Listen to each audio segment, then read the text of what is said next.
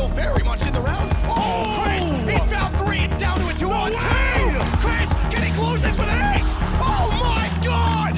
He gives him a chance at least, and this CZ kill could be everything. Finally, Zeus, he does something! Looking for a second, he connects it. Oh, and he gets a third as well. Surely he's not going to pull this off. Oh, Caldera, the man, the myth, the beast. Naiwu, no help really, but he's still hitting shots. He's already got 3. And 5. And oh my God, Naiwu! Unbelievable!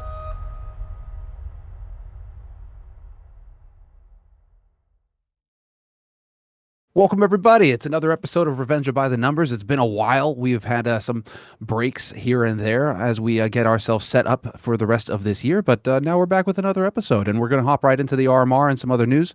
But first, I have to obviously welcome Thorin to the show. Thorin, that's such a we're going to keep it. We're going to keep it. But you can tell how out of the mix I am, how it's been a while, because I immediately fall back onto like the super set, here's how we introduce the show, all that. Whereas usually it's a bit more conversational. So yeah, you see, we're shaking off the cobwebs here. But how you doing, dude? You good? Yeah. Have you had some good time focusing on the RMR and everything else?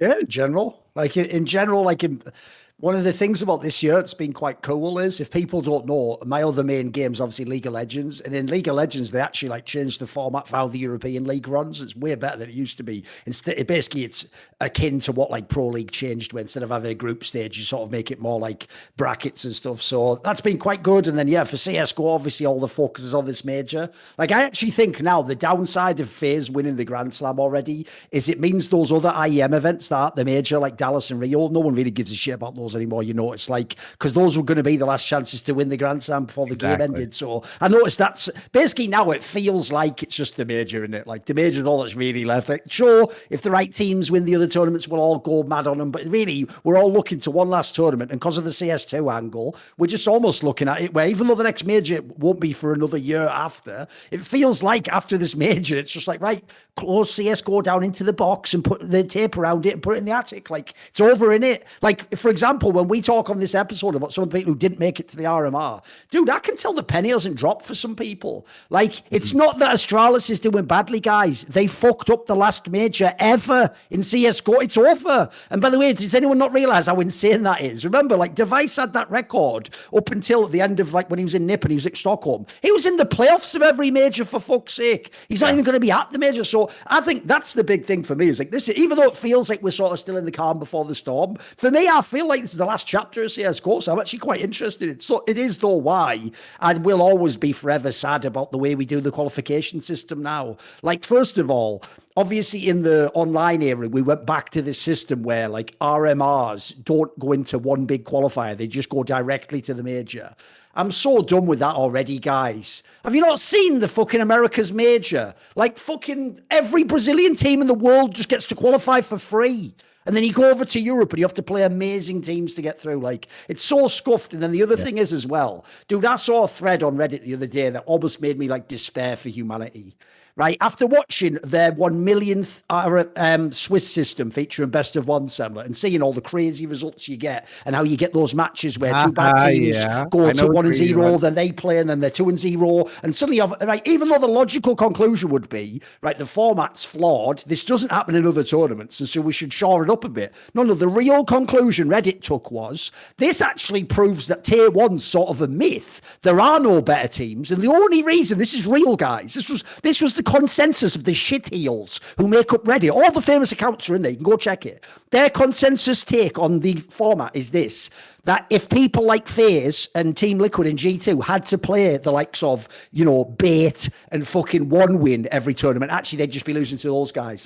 That's what the fucking brain trust in CSGO fans took from this, as opposed to the obvious conclusion. Because we'll get into some of this soon, because obviously it won't just be about who did and who didn't qualify. Like I say, it's a big deal because it's the last major. To me, the real storyline is this. It's it doesn't matter how you switch around that shit format. It always means there are these terrible results. Now, look, you can factor in. I always have thought one element of it is you are putting an insane amount of pressure on everyone who's a big team in a weird way, right? Because logically, you would think the pressure should be on the B8s and the 1-wins of the world, right? Because they're borderline to make it to the major. But if you notice, they don't ever have the pressure, mate. The pressure is on like FaZe Clan, G2, the teams that are supposed to win the major. Because in the modern day, what you've done, which is what I don't like about it, unfortunately, is you have made it so that the rest of the calendar doesn't matter once you get to the RMR. So the real problem is, like, if this was any other sport, you'd essentially auto-qualify, or you'd qualify at a certain stage, or you'd invite the top X players, you know. You do it, by the way, what we do in the normal circuit. Think about like ESL Cologne runs. There's a reason ESL Cologne, IEM Cologne, if people don't know, always has the best teams, because they invite a certain amount, so you get the top, whatever, 16, then you do a qualifier for a couple of other spots. Like, essentially, if you work it out, we figured this out years ago. Unfortunately for the major, though, we really do make it so that, like, you could be Astralis back in the day. You still have to qualify. I mean, you didn't back when they did, because you had the legend spots. But in the modern day, they would do. Even if they'd won the last major, they'd have to start again, come through an RMR, go through, the problem with that is, I think it's just too many. It's not that like you still shouldn't get through if you're the best. Of course you should. But it's just you've added essentially like 7 chances to just trip over and fucking get mod on yourself, if you know what I mean. So I always feel a bit fraught whenever we come to this point, because for me, I can't get as much into the enjoyment of the upsets, because I'm just sort of hoping all the big teams make it so it doesn't ruin the tournament. That's exactly it. And especially when you have a format that involves best of ones. I mean, granted, they tried to meet us halfway by putting best of threes in the elimination matches or in the deciding matches, right? If you're going in or if you're going up or down. That's a big deal.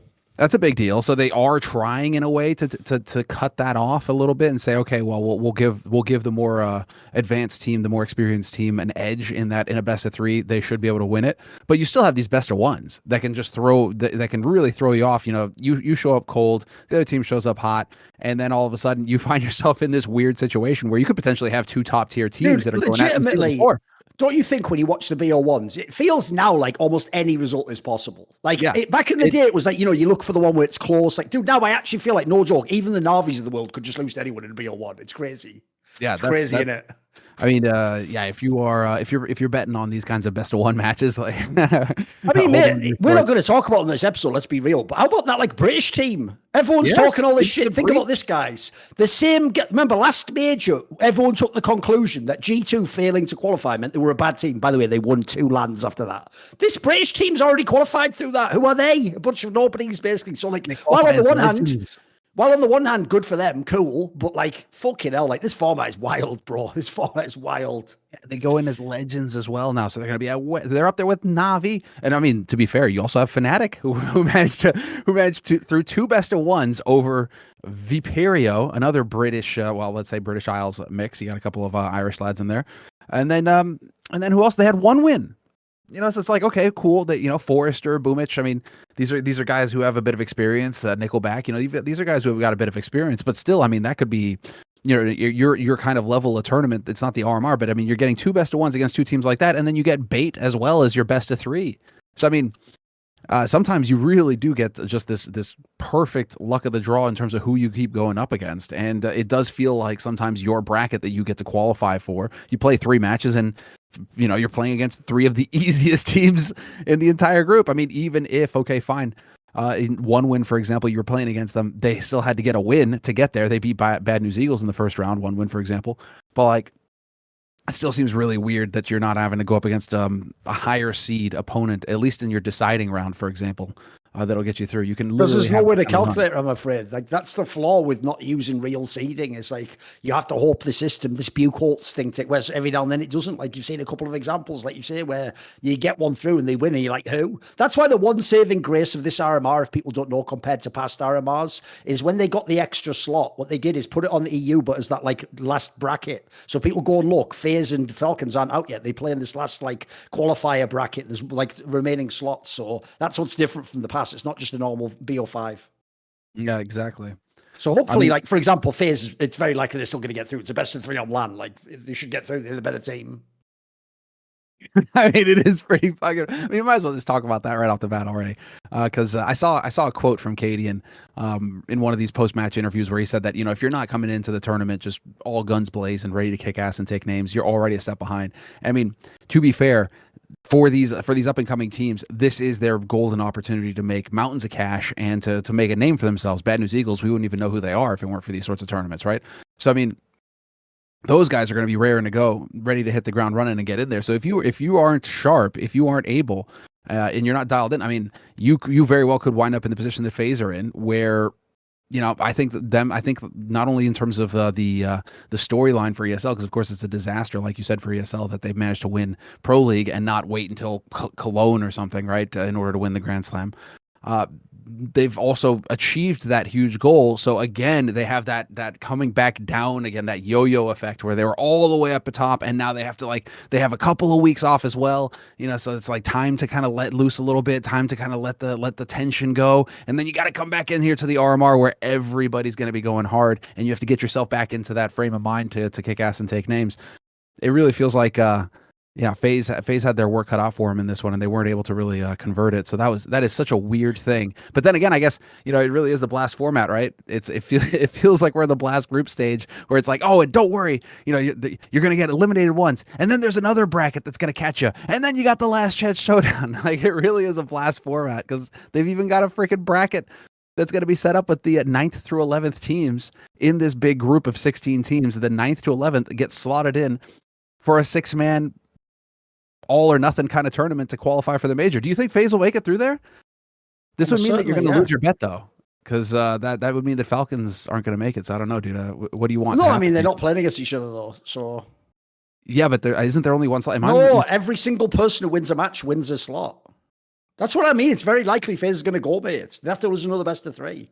Oh man, I completely. Yeah, listen, Falcons might not. That's the more borderline one, because obviously Falcons did require to do a lot of work in the best of 1s, and the one that they fucked up, Semmler, was the one where they played against. Are you sure about this, dude? Because Blast, like, I'm on Wikipedia. Go and have a look. I'm looking at the format on Wikipedia, and it says like the prize pool. There's no prize pool. It's just 6 teams in this last chance elimination bracket, European RMR decider bracket, and only first place has a Blast Paris major contender status.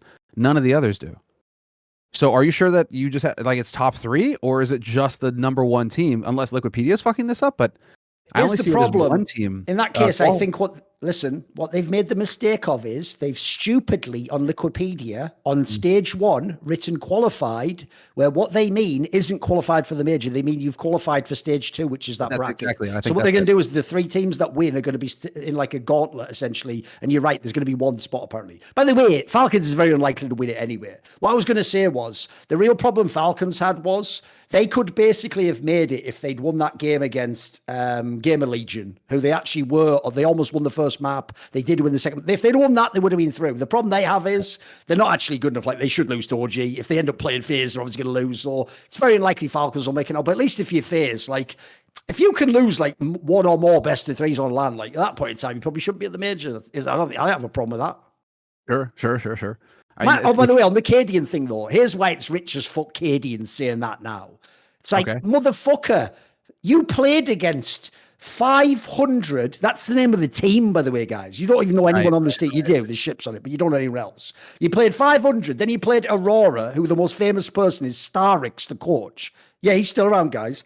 And then you played against Monty, not fucking Monte Cristo from League of Legends. You played against Monty, which was those guys who obviously is like Waro and Boro, basically a bunch of people who were on like Mad Lions just a few years ago from Eastern Europe, right? That's the teams Cadian played against. And then he thought, right, wait a second. Karrigan, listen up. I'm going to give you advice on how you get into these major things, bro. Like, who the fuck are you, Cadian, more? Like, you know why FaZe had a hard time? They started out with playing OG, who have a whole bunch of really good players. Then they went through. They only played a little team called Navi with the GOAT. Cadian, you should know something about losing to the GOAT, mate. You've done it 1,000,000 times. You've lost to the GOAT more times than a fucking English explorer doing his first trip with nomads in the fucking desert in the 18th century. That's straight fire. Sort of reference about how they cook the GOAT there, you know. It's pretty good. I was working with someone else on something. Anyway, whatever. We'll bring it all back. Here's the thing. Fundamentally, is an abstract concept. He is right. Like, essentially, what I was sort of talking about with the pressure there, Semmler, is when you're in a match like this, it is actually human nature. If you're FaZe, for example, where you're much better than a lot of the teams you're playing, obviously not like Navi, but the other teams, you do sort of think, I'm playing not to lose the game. I'm just playing to get through. Whereas the problem is that guy, especially when it is someone like those British guys, they are sort of playing like it's the major final for them. Like, this is the biggest match of their life. Like, of course they're dialed in. Whereas unfortunately, I've always thought the biggest problem in Counter-Strike especially, it seems like other esports games don't seem to work this way, is because of the round nature of how a game is done. you don't actually even get panic stations at the beginning of the game. Simple, like even if the other team starts like 5-0, then they win a big 1v1. Your brain, you're always thinking like, yeah, but I'm better than them. Like I've got so much, I'll get back in the game. I'll win this. And I always feel like the real problem in Counter-Strike is you only get the proper panic feeling when you're like 3/4 of the way through the game, and all of a sudden they're at like 12-5, and you start going like, oh wait a minute, this is getting a bit tight. Whereas if you think about it, right, in a game like League of Legends, if you're behind in the early game, you already know you're in trouble, bro. You're already like, fuck, better start adapting. Like, so I think unfortunately in Counter-Strike, this is why we need a really robust qualification system, in my opinion, because there's so much upset potential in this game. It's one of the things people like about it, to be fair. It's one of the craziest variance games ever, probably. Right now, it feels like it. I mean, especially when you're in these kinds of studio environments, you don't have an audience in front of you, so you're not really playing in that. You're kind of in this halfway house where I think enough players are now starting to get enough experience with that studio environment as well, where they can actually play well. And we're seeing a higher level out of them than they would, for example, if there were fans there or if they were playing on a stage. So we're kind of like in this halfway house kind of phase coming out of COVID now, where it feels like teams are really starting to get their groove back on LAN. But yeah, a point I actually thought you might like, because you didn't have it in your notebook, but I thought I'd bring it up, is because you referenced this on the past ones. Obviously the story of the Bad News Eagles, the amazing aspect is that they keep qualifying to all these majors, but technically, if people don't know, Bad News Eagles isn't like an org name of like a famous org with loads of sponsors. Like famously, one of the things they did was, much like when Copenhagen Flames first made the top 8 and they asked for people to buy them, Bad News Eagles the whole time was saying we're available to be bought essentially, but they chose not to take some more smaller offers. Well, if you look now, Semmler, this is 3 majors in a row they've made it to. Dude, if they actually did do this right behind the scenes, the sticker money alone for 3 majors with no org cut, that could actually be pretty spicy, mate. Especially because on some of these, they skip to the second Swiss system, if you notice. So, like, yeah, I mean, they must actually have probably made out like bandits on that one, if you think about just financially. Without a doubt. Because remember, you never bloody see these guys in the other tournaments, do you? Like, it's ridiculous. Like, they're never in any of the fucking other tournament. Like, I've never seen them in a bloody Cologne or something. Where are they? For them, it really is. It's interesting because for them, it really is the RMR or bust. Because you're right, It's not like their org has money to be paying out salaries or anything like that. I mean, I imagine what's happening is because that's the best part as well. They own the org, so not only do they have their player signature stickers that they're going to be making money off of, they're going to get the organization stickers as well. So I imagine what's happening is that they've just decided, okay, we're going to divvy it up this way, right? Everybody gets 20%, the coach gets 10%, something like that, probably. And then there you go. That's all the money. That's all the money that comes in, and it just goes to everybody, and you live off of that until the next major comes around. And the thing is that they live in Kosovo, so I mean, it's like cost of living isn't that high up there, and also taxes not that high up there. So all of a sudden, that money's going to go a long way for these guys. And so, if anything, that really is. I mean, if Valve want to pat themselves on the back, right, and say like, oh, we're giving opportunities to people, who wouldn't have it otherwise. I mean, this really is the case where. These guys, just through being able to qualify, just by being able to get in there with the stickers, they're able to play Counter-Strike full-time and actually focus on it full-time. So that is, I mean, interestingly enough, that is a pretty big deal. The thing is that I guess what we were talking about in the past is which kind of org, if there was going to be an org that would pick them up, if the situation were to change, like who would be able to pick these guys up now? Because if they're so consistent at getting into majors, there's actually some value to having them as well. If you're an org, you would have to probably pay a little bit more than if they were just no names. It's why, even though, as far as I know, there was no basis to the rumor, like there actually are, as far as I know, no actual behind-the-scenes rumors as to who TSM the org will pick up. But obviously, they've been bragging that they'd come into CSGO this earlier on, like we did a past episode. But if people don't know, because recently the LCS org, like the League of Legends, what made TSM, is in big trouble, and there's a world where they might even sell or leave the fucking league because they're doing really badly in terms of finance. If people don't know, they were sponsored by literally that exchange that went down and all that jazz. So basically, because they're in trouble, they might pivot even harder into CSGO. But the implication to me, people have suggested maybe this is one of the teams they'll pick up. Now, I think that's a terrible idea because, in my opinion, if you're going to be an org like TSM, you can't have a shit team. You look like a fool if you do. Like, you have to come in with a big, heavy hitter. Like, the difference is people like ENCE can also play that game because if they lose, no one blames them. You go, it's just ENCE, isn't it? Like, it's not a big deal if they're bad. If you're TSM, you can't be bad. I mean, just look at what's going on with Evil Geniuses, mate. They'll get brutalized. So, even though, like money-wise, it might be the right move to take a team like Bad News Eagles, I would hope, personally, the obvious team to me is if obviously people have heard FaZe is in trouble. If FaZe is in trouble, the most logical one would be try and get the FaZe line up to TSM. I feel like that would be a good one. Because, yeah, aside from that, like, I can't really think who would be primed to even get Bad News Eagles. Because the real problem you have in Counter-Strike is, like, making the major is a big deal. But people have to remember, if all they do is make the major, like, eventually that's going to not happen. And then you just fuck that. You just got nothing for 6 months. So I feel like you have to really believe in this squad of players. There are some good players in the team. I just don't know. Personally, I just don't think the actual ceiling's as high as other people do. Like, fair play. I don't know how they qualify for all these majors, but I've got to see more than that as well. Especially because now, if you're not in the Louvre agreement, if you're not a part of this organization, the either partner spots in BLAST or partner spots at ESL, and basically they're interchangeable now. It's pretty much the same teams anyway. I mean, that's it. You're on the outside looking in. So it really is this kind of space that's hard to get into. Unless you are actually just straight up buying a tier 1 org and then it's worthwhile to get in, or swapping out spots with another org like the way that Heroic did or something like that. You're not really going to be able to do much with it. I mean, the thing is though, dude, because that when you paint the picture that way, i.e. Bad News Eagles are now making multiple majors and are still consistently getting through RMRs, the amount of money that they're making, I mean, why bother getting an org at this point if you're the players? I mean, you're going to be making so much money that you should be able to just, even if you were to miss a major, you're still probably going to be just fine until the next one comes around. So it's actually, or you could even convert this into making the org yourself and making Bad News Eagles a real thing, and then actually, maybe bringing on some other teams and hiring some people to handle the business side of running the team, and then all of a sudden you're building a team that you may own a share of for real, not Astralis shares, but like actual share, a chunk of it as a player, and you can move on from there. It could be an interesting thing for them going forward. Again, one of those opportunities that Valve have actually created for the players. So good on them for that, at least. I mean, we could kind of work our way through the there's a few things obviously to talk about, i.e. Gamerlegion not getting legend status is probably one of the bigger ones, considering. We just pick out some interesting teams. By the way, if people want, I'll actually give a few thoughts on Falcons since you referenced them earlier. Right, I didn't really pick this team because if people don't know, on Hot Take Point Made, which you can watch on this YouTube channel, I did, like, as a hot take, me and Kassad did a bet that like Falcons would make it, and he obviously said they wouldn't. Right, you have to understand, even on that, I do say there's no actual analytical reason I'm giving as to why. Like, one is I just think that like the qualifier throws up random results, then hence anyone can make it, and then by the way, as this team proved. And then the other thing is, I hoped obviously Kenny S would have like a throwback. By the way, that didn't happen. Like, if you go and watch, Kenny S might have had one good map the entire bloody RMR. Like, even if they'd have made it through, it wouldn't have been because of him, unfortunately. But actually, a bunch of the other players did have good games. Like, Body had a whole bunch of maps that were good. NBK was pretty good. Even Masuta was half decent. Like, the team isn't terrible. It's just the problem is, like, one, Kenny just still looks, I think he was under a lot of pressure in that game. He looked even worse than the online games. And then two, they're just not like a great team, mate. Like, you can tell they've got like a bit of something, but like, put it this way, even in a lot of these close games, the other team looked like they were usually out fragging them. So it was fun for like the nostalgia angle of the Kenny S bit, but it hasn't worked out yet. And like I say, actually, if you look at the E bracket, logically they shouldn't make it now. I am kind of saying that tongue in cheek because, of course, I do think that you were just going for the memes with that pick. That it's my point is, I just like Kenny S, so fuck it. Exactly. Why not? We'll just say if we're in a random fucking qualifier. I'm not going to be here like, well, Thorin, they're not doing as well as they should.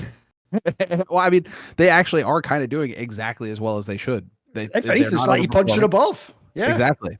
I would expect them to wind up in this kind of range in the group because they still have all that experience on the team. The NBK, the Kenny, the Masuda, like, these are guys who have actually got experience. So I do expect them to actually do better than your 1-wins or your Bates or your Sprouts. I mean, they've already done better than the reigning world champions, mate. Literally true. Dude, they even brought Norbert back, mate. The reigning world champions couldn't make it as far as washed Kenny S.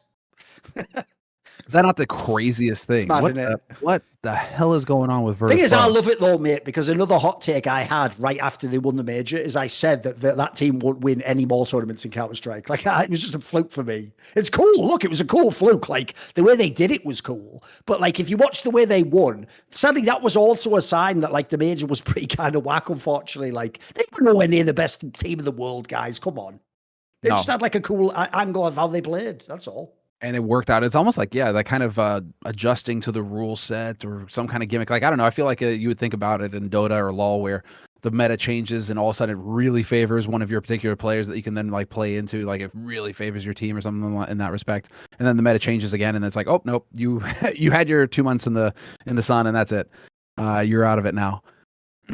I'll even say, because it's an angle no one ever brings up, one angle no one bothers to point out as to why Outsiders also fell off is, I don't know why, but bizarrely, Jame always liked Dust 2 as a map, by the way, and they didn't have a very big map pool in Outsiders. Well, that was the map after the Major got replaced by Anubis, didn't it? And if you look, Anubis has gone the classic route, Semmler. This is how you know no one actually thinks any of the recent Valve maps are good. They all become the least played map the second they're in the pool. Well, the problem is, if you remember, at that first Blast, Anubis looked all right to play. Everyone thought, oh, maybe this will get in the mix. It hasn't. It's a map that no one everyone still pushes it to the back of the veto. You've tried to get the other team to veto it, and then you don't play it. People very rarely pick into it. So I do think the map pool switching probably also made Outsiders worse, because I think it's made everyone worse, mate. I think the map pool is also part of why CS isn't in the best spot right now. Because think about it, every time you're in a veto, you've got Anubis, Vertigo, and Ancient. That's half the fucking map pool almost. Like everyone's going to maps they don't like at that point. Like that's why you see so much Ancient again, and that map fucking sucks, mate.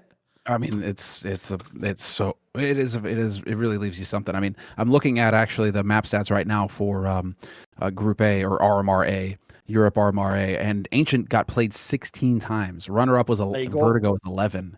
It's like, holy shit. I mean, these are actually my least two. Like, this may also contribute to why I'm not like watching every match, because it's just like, dude, I don't want to watch Ancient all day. I don't want to watch Vertigo all day. Pay me and I will. But like, if I'm just watching for my own sake, I mean, unless it's two big teams and there's a lot on the line, like I just don't want to watch Ancient and Vertigo. I fucking hate those maps. It's why one of my points I made online when everyone was so enamored with Valve and CS2 and bragging, and all those streamers who got to go to the HQ talking about how amazing Valve devs are. It's like, are you guys ever going to ask them if we're going to get good maps? Like, you're literally there, bro. Half the map pool shit. You're literally sat there, and then they're just telling you that random stuff, by the way, like, look at the shiny pendant, though. Look, distracting you, like, with some fucking smoke. Meanwhile, the map is fundamentally shit that you're playing on. Like, what are you... Here's the joke, mate. Shall I tell you what will blow people's minds? Because it just shows how dumb CS fans are. Semmler, do you know the biggest complaint about CS2? Have you heard it? Let's see. 64 tick servers. No, there's only one map, Dust 2. The map you don't even have in CSGO anymore. Valve, you're so dumb, it's unreal. That's guys, how's no one pointed out that the only map you can play in CS2 was the one that's not even in CSGO anymore? Like, what is this? What is this? That just shows me, whenever there's something new, what I had to learn a long time ago is the reason why this is a young man's business is because novelty just trumps everything else. Haven't you noticed that? Like, you don't, by the way, it's actually a wider picture about the world, but if you can just convince people, like, this is the new thing, they don't really need to, like, it doesn't have to make sense. They just want to be part of I'm on the cutting edge. This is progress. So, like, even though, like, there's plenty of things about CS2 that, like I say, are mad lacking. Like, for example, why does no one bother complaining about basic stuff? Like, I'd turn to a Valve dev at some point if I was in the Valve HQ somewhere and go, are you ever going to fix this economy thing where if I lose the CT pistol, it fucks the whole out? No one ever brings that up, you notice. They're all just sat there going, I can just imagine these fucking streamers and former washed pros all sat there, like, eating like fucking almond joys, like, all right, brilliant. Oh, the smokes and everything. Oh, sick. Can I be the one who presses the button? Because, mate, and that's a callback if people don't know, because they made a massive deal when they launched the fucking skins that it was like Valve that it was fucking Nip that pressed the button. If you remember, they made that whole thing about like, oh, pressing it, like, and they made such a big furore. Obviously, it meant nothing, did it? Like, whatever. I know, right? I know, dude. I mean, the thing is, now I think it's pretty clear that this is what was it? This is what I was talking about on stream the other day, actually. In that it's pretty clear that if you're still working mainstream CSGO, you pretty much are just going to, that's all you want to do. You're not going to be interested in doing anything or saying anything that would harm your ability to cast or work a broadcast for CSGO. So the idea that you would go to Seattle and have anything, or Bellevue, you know, and have anything to say, criticize the Valve devs in any way, like none of that is. I don't know. If you just look at the lineups now, Semmler, there are none of the people like me, you, and Richard. Like, where are they? Like, there's no one. Dude, even Anders is barely in CSGO now. Like that, you're right. There's no one left who actually will critique this shit. Because here's the real problem. I'll just throw it out there. The most obvious two people who actually can do this, and in their nature, this is exactly who they are as people, is fucking Yanko and Sponge. And the problem is this. Yanko, if it really annoys him, might make a comment on it. But Sponge, if you notice, for whatever reason, just knows what way his bread's buttered. He's been this way with ESL the whole time. And he just clearly makes in his brain the choice of like, I don't want to get into trouble talking about this topic. If people have never watched HL TV Confirmed, the real reason I don't watch that show isn't what I joke about with like Professor and Striker being empty chair. Like, yeah, they're boring. The real problem is I don't get real Sponge on there. That's why I don't watch it personally. If Sponge actually gave like his real fucking opinions that he either gives in a green room or he gives some of them on the Talking Cat one, I would watch that show all the time. He's a really interesting analyst. But even he sort of knows like you don't want to upset. Essentially, like what we're saying is, I can boil it down to the one phrase, the dreaded phrase. They all just don't want to rock the boat. Whereas the whole premise of mine was I was fucking kayak whitewater rafting this motherfucker. And then they went, Thorin, it's just a placid lake, please. No, Yeah, exactly. Exactly. You were in there jumping up and down in the boat to make bigger and bigger waves in the pool. Yeah. I've got a dust with like a life preserver behind me. Like, please, I can't even swim. I still remember that fucking, what was it, DreamHack Winter 2014, that meeting where you're just chewing the devs out because of the Titan fiasco. Oh, no. Oh, dude, the devs did not know what to do. Here's the thing. One, yeah. By the way, too, one, that's where you know those devs had never like they were like celebrities, if you don't get it, guys, that had obviously been like catered to their whole life and handled, and somehow someone had just let them in a room with someone like that, no, like, you know, like let's say like press access or like credentials, and just like asking them raw shit. And then secondly, the best thing of all in that whole meeting was that as I left the room, you'd think, right, it would be Valve who'd say like, right, get that guy out and don't ever bring him in again. It was actually me. I left the room and I turned to Greycard from DreamHack and I just said, don't ever invite me to one of these fucking stupid meetings if they're here again. I just left the room like a fucking G. Like, now, here's the thing. I will say, Semmler, that was, just for chronology's purpose, the first, no, that was DreamHack Winter 2014, of course. So like that was one where I'd already started being a bit spicy, to be fair. So it wasn't like that was my first major, but I agree. Like, what that's just taught me is what I've known the whole time, which is game devs just live in like they are sort of like, they're like the fucking prince character in like the Secret Garden, you know, that like little rich boy who's like sequestered from the world and he's just spoiled and stuff. Like, they don't really live in reality. They don't really know like all the real world of like what gamers are like and stuff, mate. That's why they have and sadly, all the pros who meet them just kiss their ass all day long, mate. It's like, I'm even talking about pros. Like the joke is, people like Simple will be mad spicy about analysts. They'll never say shit to a CSGO dev, mate. They just tell them how brilliant they are. It's ridiculous. All the pros do it. I've seen it. The weird thing when you're interacting with devs, though, particularly the Valve devs, you know, it's really fascinating because they're basically just running experiments on you the entire time and just toying with you. Every conversation that you have with them, it's not the actual conversation that you think you're having. What they're trying to do is they're trying to figure out some point that they've already determined that they need to figure out, and so they're like slowly. It was one of those where, for example, they asked the pros, you know, it's like, what would you rather, what do you think having, like, what was it? What do you think Source 2 would fix? You know, and they were saying, the pros were like, oh, it better hit reg or something like that. And so the devs were like, oh yeah, we're just going to work on the models instead. Then we'll fix the hit reg or we'll fix the models. And that's like the workaround, what they eventually get to. But the devs, I mean, the weird thing that's fascinating is because they've really managed to do a good job in the sense that they can't, by maintaining, like you say, this separation from the community and only ever rarely, if ever, interacting with the community directly, they've created this environment where the community just, no matter if it's the slightest thing that Valve does, the community just go completely overboard because they're so starved for interaction from the Valve devs that anything the Valve devs do and the community are just like, oh, Valve's the best. And everything's the best. And it just all goes to the best, and like that's the feel that you get from that. Whereas, you know, on the other side of the thing, when we were talking about this, where the other devs that are now slaves to their community, i.e., Riot or Blizzard, where it's the other side of the equation where they over interact with the community and are now basically beholden to the community in every way. It's interesting to see like how both of those, how you have two approaches to dealing with the community, and then a question of like which one is best, which one do you think is best? I don't know though. Like the Valve one seems pretty. Seems better, but just because then you aren't beholden to the community. At least if you're Valve, you can just kind of do your thing, and that gives you a level of autonomy where you're not exactly worried so much. And clearly, the community is going to keep coming back to you because the game keeps growing. So they're not necessarily worried in that sense either. They never had a Tracer's ass fiasco, you know. I guess that's a reference. I feel like that was one of the big turning points for Blizzard. All right, we got other things to talk about here. Gamerlegion denied legend status. Did you see this? Did you see this thing in terms of like them scheduling matches before results that could impact seeding were over with? Who are there's a tweet from Acor, and we'll include this in the description below if you guys want to look at it. Who are legends looking at this? If Apex wins against Bait, we would be legends, and the tiebreaker should be played after the seeding games, not before. So, like, were you following this live? This whole situation with Gamerlegion and all that?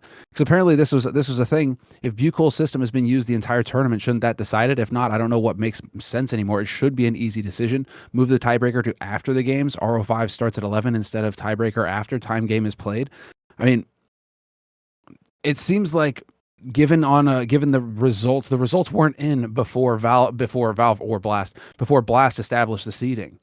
It feels like a really weird sort of situation that played out here with Gamerlegion, where they're getting denied the spot, because if you look at the Buchol system, that was what was confusing about this, is that if you actually looked at the results, how the Buchol's group played out, Gamerlegion have a better score than Into the Breach, and so Into the Breach should be in fourth. Into the Breach should have been major challengers, and instead Gamerlegion should have been top 3 in legend status.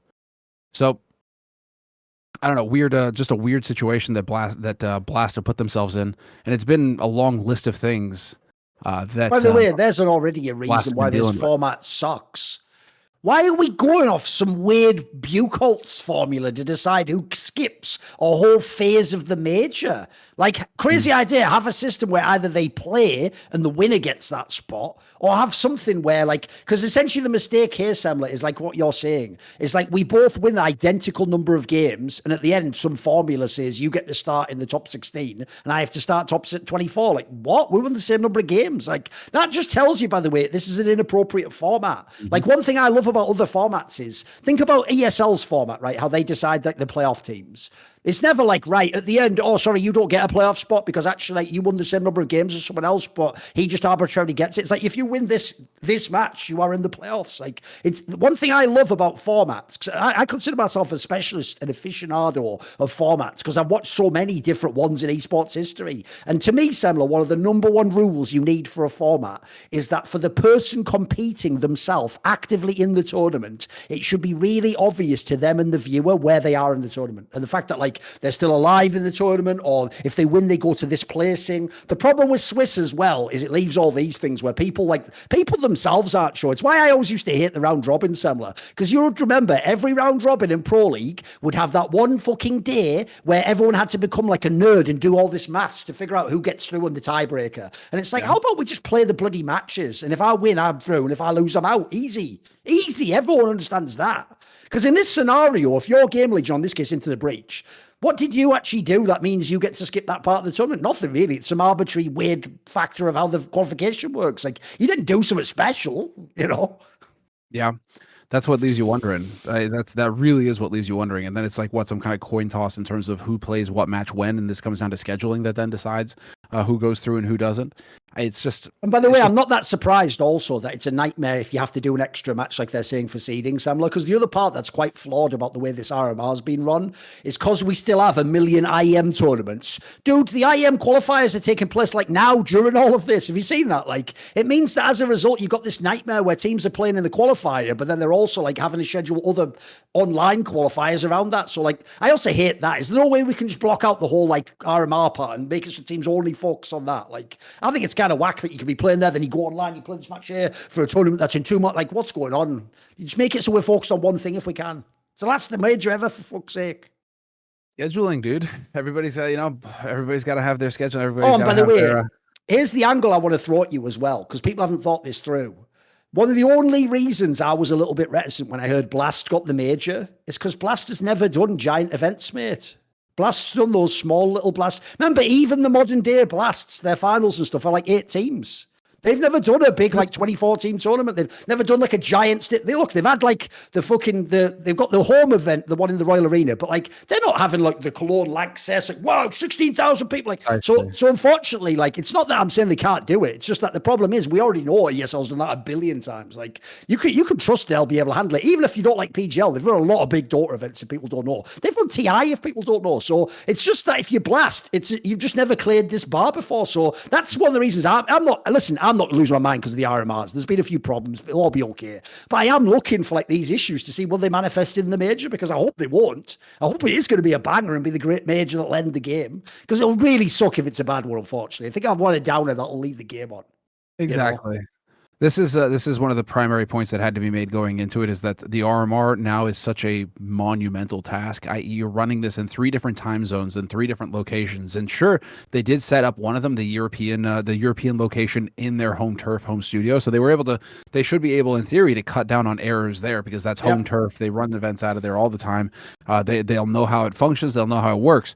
So does it come as a surprise that it's in the 2 satellite locations that the issues are cropping up, i.e. over in Asia and Mongolia and in Mexico, where reportedly you're getting issues like PCs still being connected to the internet when they shouldn't be, when matches are going live, or when players having access to the internet? I mean, that's already mind-blowing that players could have access to the internet while playing matches, because you can get all sorts of information.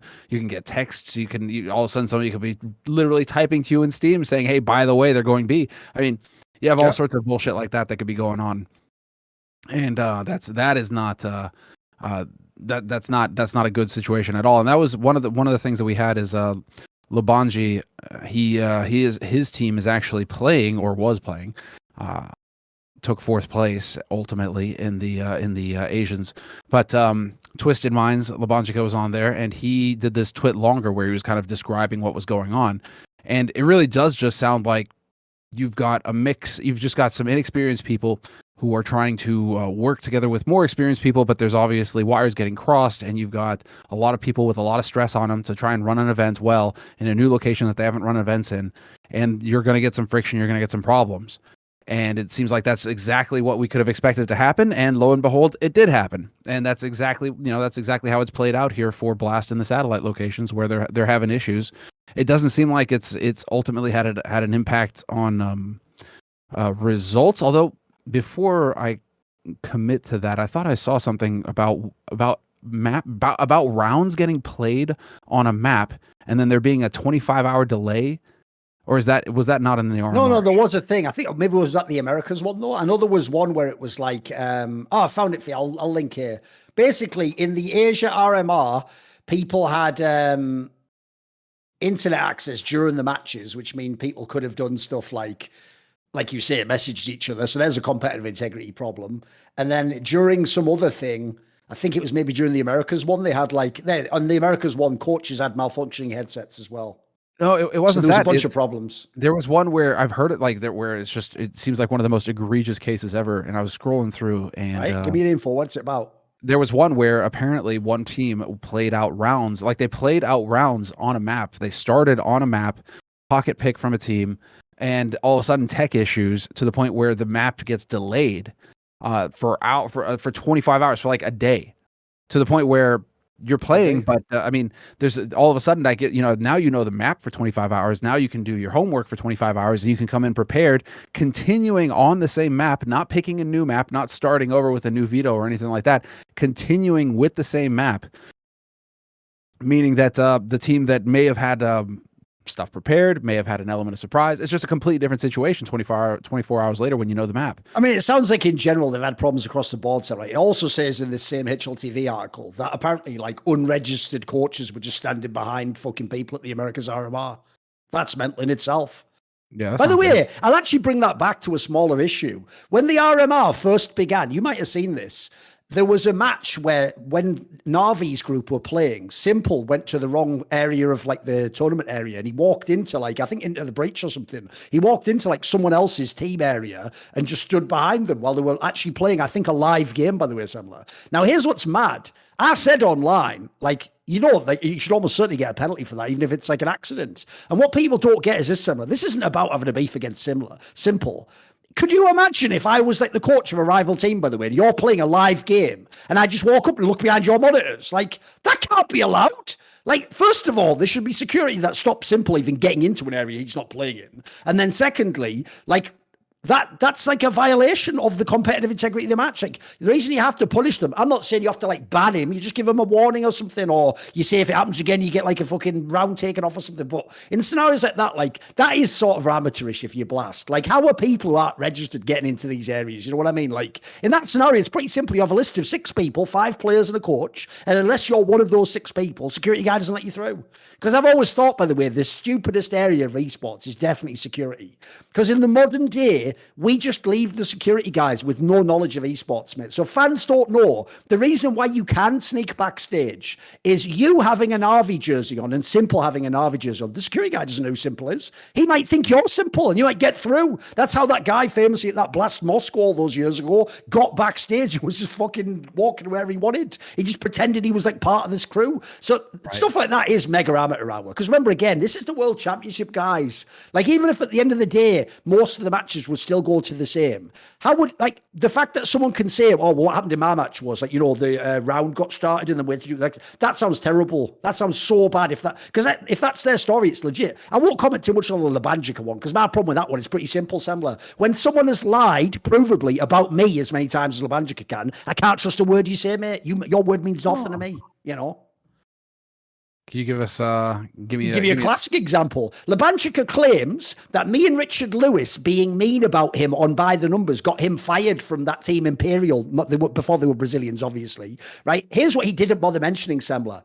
One of the reasons he actually got fired from that team is there's a log that was leaked where he just messaged a female staff member saying something mental about, like, basically just sort of like, send me nudes or like, can I fuck you or something. And he also, by the way, while he was in the scene as a streamer, did stuff like just openly, you can go look this up on Twitter, openly tweeted at like Mimi, you know, Mimi Michela, the Danish girl from G2, Gozen. Oh, he just tweeted at her thing, like saying something like maybe she would like to deep throat his dick publicly. These are the reasons he was fired, mate. But because he has like a moron fan base, just like old 3 Clicks Philip, where they believe everything he says, to this day, these people come to me and Richard on Twitter and say, you tried to ruin Lebanjica's career because you were jealous of him and you did it like, and then like we actually just saw the proof, like we actually just said this to a woman and they just ignore it, mate. Just about, that doesn't seem like anything to me. Like it doesn't go in their brain. So all I'm saying is, like, look, I totally can believe that an Asia RMR was fucked up by a fucking Danish production company who doesn't have experience. Yeah, that all makes sense. I'm just saying Lebanjica can fucking go swing. I don't give a fuck, mate. I don't care what he says. He can say whatever he wants. All right. I'm glad to get a little bit of context there. Put some deep law there, innit? Good deep law. I like go it. Look it up. Giving me the backstory. Just because I mean it's true, you want to take that with 2 grains of salt. I mean, I suppose it's worth mentioning Lebanjica because obviously you got the HLTV article kind of corroborating what he was talking about. You got a few other sources, right? So I threw him in there because it was a twit longer.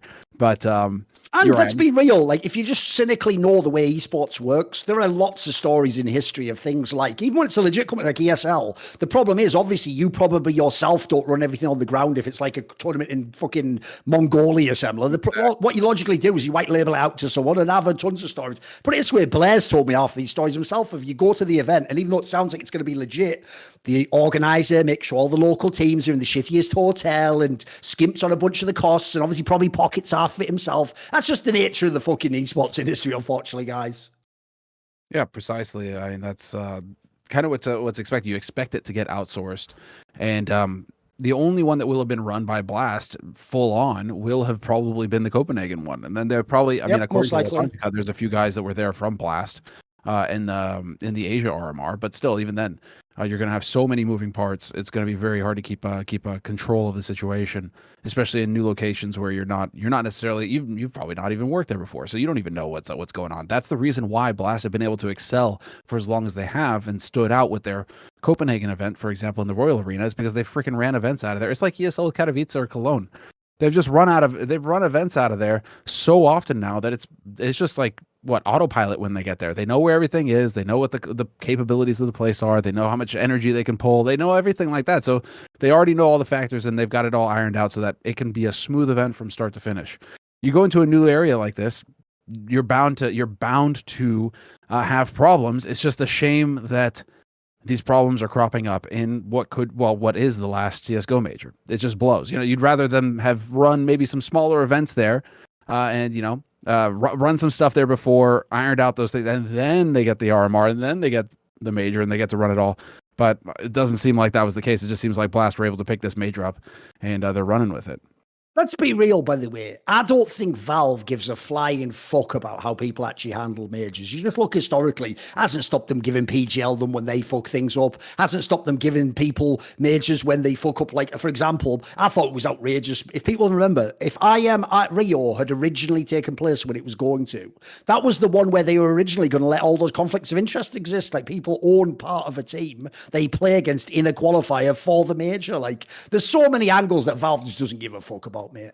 So, like, the actual only people, as far as I can tell, Valve ever gets mildly mad at is maybe ESL. And that's just because ESL keep trying to run the whole scene. That's about it. Like, they don't seem to really punish anyone for bad majors, do they? Because at the end of the day, you foot the bill for the majors. So it's sort of like, whatever, caveat emptor, right? Remember, the Stockholm major, as far as PGL was concerned, it was a huge success. They thought they killed it. Yeah, they were bragging. They were bragging about that. I couldn't believe it. They had the viewership, the viewership record. As far as they're concerned, that was a success from start to finish. Yeah. So it could have been that. That's how a lot of TOs look at it. Is that okay? Absolutely. You're only as good as your last show, and so long as you get it right on the last day, when you have all the the most viewers tuning in for the grand finals.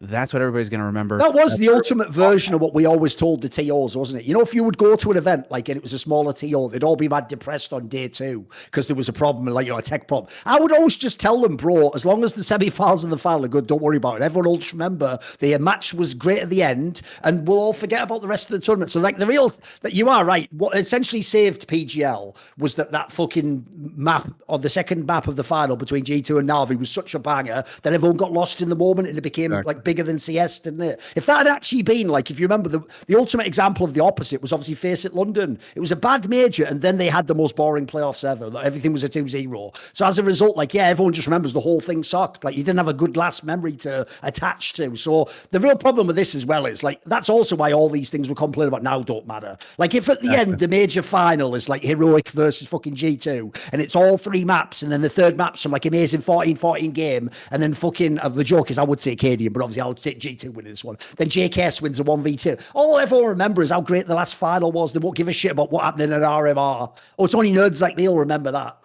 Exactly. That's the thing. Exactly right. So going forward, that's why we're not going to waste too much time talking about it. It's all good though. It's worth mentioning. It's totally predictable, and they're going to have to get through it. It's fine, but by the time the playoffs roll around, nobody's going to be thinking about these RMRs. And we're going to be thinking about, how it's going to play out with the fact that, VP failed to qualify for the next major. Defending champions aren't even going to be there. G2 looked a little shaky there for a quick second. Looks like they're kind of bouncing back now. They're in a position to actually go through. So they could get in through as it looks like as challengers right now. So that bodes well for them. I mean, have you been following it all this? Have you been following it all on the group B as it's been playing out? Oh. Because the meme, I mean, it's funny because, like, half of the teams have got, well, for a second there, it started out where I thought this was going to be pretty promising, i.e. all the blue teams were going to win, but then you had Heroic that kind of had to go and screw that up for me, and Forza are also in the mix, so it kind of ruined my formula there that all the blue logos were just going to win and top the group. But stupid, I know, but it's fun. G2, G2 Cloud9 Team Vitality have yet to make it. None of them top it. You get teams like Monty, who actually make it top 3 right now. And you got teams like 9 that are making it through top of the group, a Polish team, top of the group in Group E with the likes of Heroic. They go through G2. They beat Vitality 2-0. It's just like this dream Bad News Eagles run all of a sudden out of nowhere where these guys are going to come in and actually go deep into they qualify as high as they can go in the RMR going into the major. Mad. It's mad. I haven't actually been able to watch any of those matches, though. That's the issue with the 9 one. I haven't been able to catch any of them. Were you able to catch any of those live?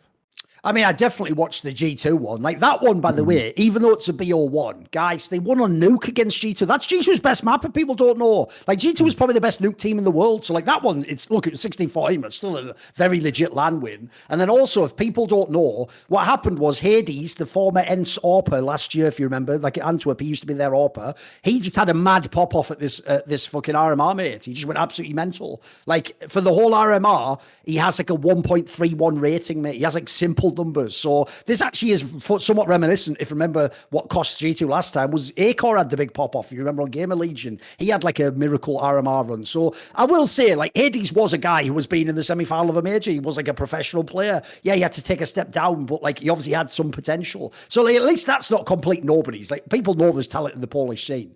I will say it is crazy, the idea that they can 3-0 the group though. And then yeah, another one obviously is the Monty one. It's like, who the fuck, like I say, they have talent in this team. This team, if people don't know it, this team has the SDY guy that was on Na'Vi, has Boros, who was like a up-and-coming talent, has Waro 2K, who at one point in time, like 2 years ago, everyone was telling me he was going to be like, sort of like what Monacy is, like some stud or prude coming to the scene. So, like, these are all real talents. They're not nobodies. Like, these aren't players we've never heard of. But the idea you're like 3-0 in group systems is wild, and just coming out ahead of, like you say, Vitality, G2, and Cloud9 are still in the mix. These are all teams that should, in theory, be in with a chance to win the major. They haven't even got through yet. So it's just going to be, I just hate this whole format, mate. I think it's just fucking blows. So whatever. It's just watching these best of ones. Like I watched Vitality versus Astralis and Vitality versus Nip, and both of those were just freaking just roller coasters. Because Vitality, you're just like, you're going 16-14 against Astralis, dude. Like, what is going on here? And then you run it back to win against Nip as well, 16-13. Like, you can't. They're so frustrating to watch in these tournaments, Vitality, because it feels like with the kind of talent that they have on that team, i.e. ZywOo, that they should just be smashing through everybody, and yet they keep playing these teams close, and they just barely keep eking it through. And right now they're tied up, as we record this, they're tied up 1-1 with Big. Freaking Big. It's like they should be just demolishing Big and moving on. Okay, they actually won. Okay, fair enough.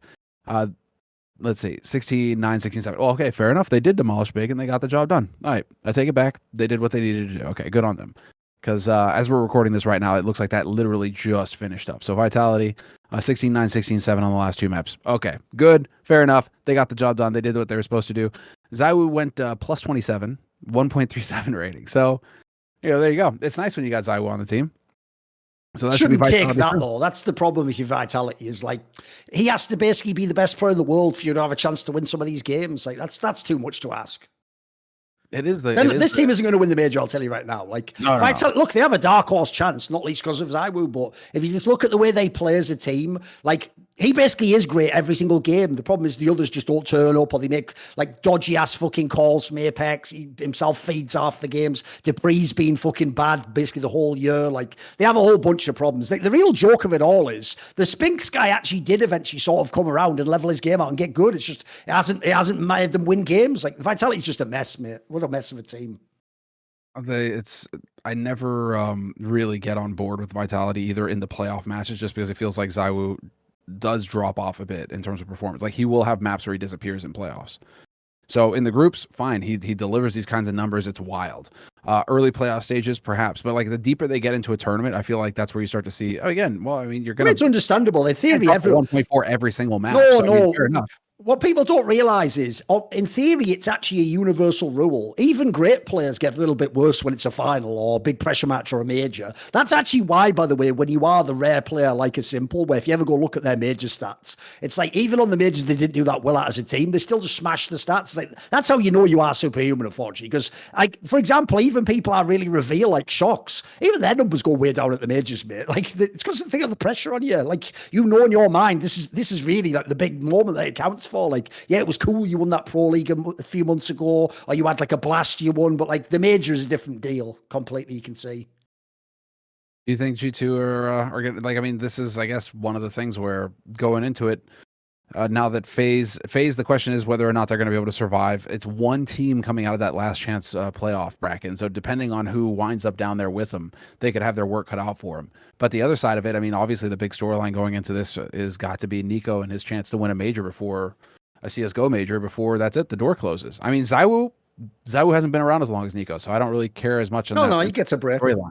And also, you had all the online era that ruined a lot of his early prime. So, yeah, I agree. The problem is it's NiKo. The problem with this is, let's be real, NiKo's like Karrigan. He already should have had his major years ago. So the real problem is, it's not even that you just haven't won one. It's that if you leave with none at all, that'll always be remembered. Like, you let that one go. Because remember, it's true. If Karrigan never had won another major since, forever he would be haunted by the fucking Cloud9 game. Well, if you're NiKo, you've had 2 of those motherfuckers. You had that one and you had the RV1 where you thought you could come back into it. So yeah, that's a big deal. The problem with that is I don't really think, like, it's not a movie. If G2 wins, they'll actually have to just be really good. Just because, like, the story is that NiKo didn't win, that alone won't be enough. Like, they're going to actually need to be really fucking good to win this major.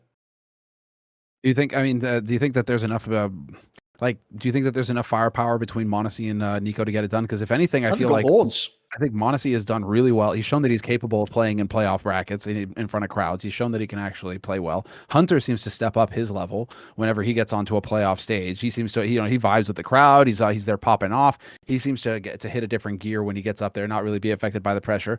And NiKo has shown that he can pop off as well. I mean, so if anything, if you're thinking about it on paper and a little bit throughout the history of this team now, you should be thinking, okay, they actually do have all the tools necessary to win the damn thing now. I mean, who's really standing in their way that's a real threat? I mean, FaZe are showing that they're a little shaky here. Yeah.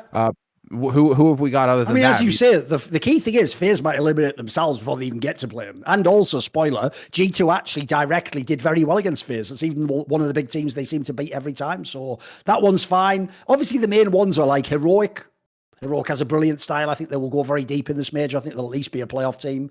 The other ones I would say would be, if they can get there, I still think Cloud9 should be dangerous. Like, you play that team in a quarterfinal, they could fuck around and beat you.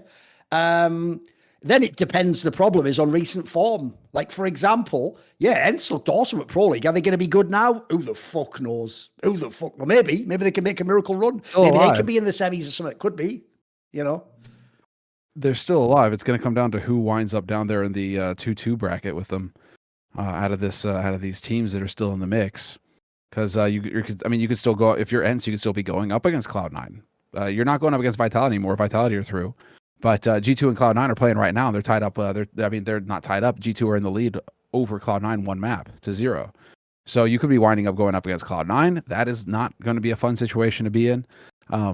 You could, in theory, I suppose, be going up against NIP. There's some teams that could be really spicy here, depending on who you wind up against. This is it's not out of the woods yet for ENCE, even though I always root for ENCE because they are one of my favorite organizations in esports. Just hands down, always want to see them do well, for the sake of the players and for the sake of the org. That's a team. Like, again, that is a team that has done it right in the sense of just slowly building up over the years a stable business without taking on crazy amounts of VC and falling for the same thing that all the other major teams seem to have done.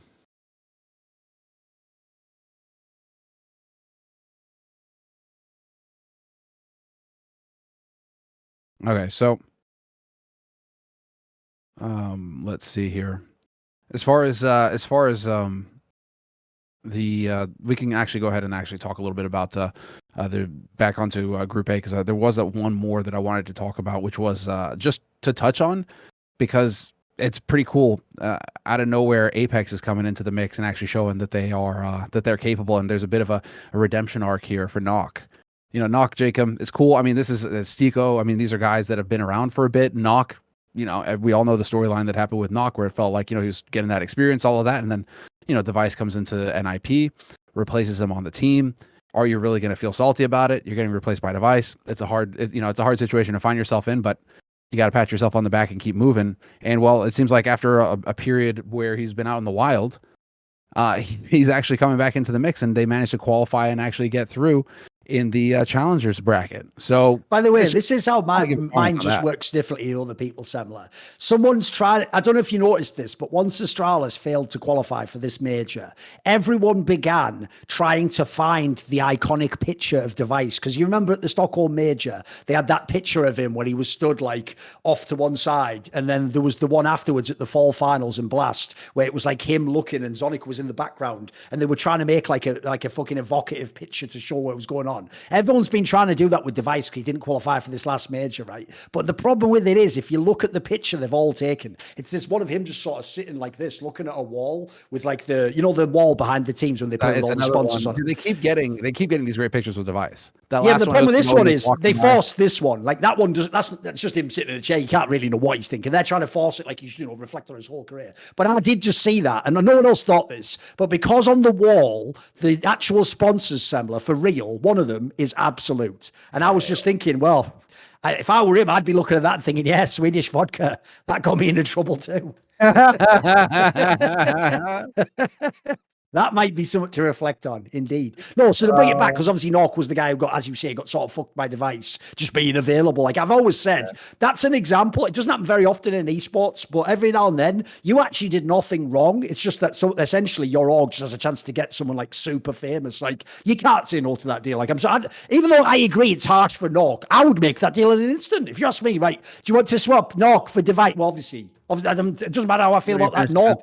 The joke is if I was Nork's dad, I'd do that. I'd go, look, son, I'll still get in the other team, but I've got to have this device fella, though. He's way better than you. Like, you can't hate on that. But I agree. The thing with the Apex team, people will forget this was the team that Shox was on at the end of last year. Yes, they already had this whole bunch of talent where, like, as you say, you run down the names. It's not like they have one name. First of all, these names, like if people don't know, Jacob and Sticko had chances to be on other big name teams recently the last few years. They chose not to. These are the teams that they've actually wanted to play with. And then if people don't know, some of the other players, like that JL guy, he was a guy where when he was at tier 2, loads of coaches told me he's a really skilled player. He's going to be a way bigger name than people think. Obviously, you have Cuban as your coach as well, mega veteran coach.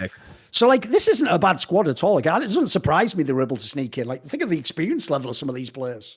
I'm just, because I mean, how long ago now, the Mad Lions project that Cuban was talking about, where he really wanted to take it, make it as professional as possible and really, form the talent and really work on building pro players with a professional environment and all that sort of thing. Like he really, poured it on. I remember listening to interviews with him back when he was on Mad Lions when they were getting that project off the ground. And it feels like they never really got that project off the ground for whatever reason. It didn't pan out. So I'm happy to see him here on Apex.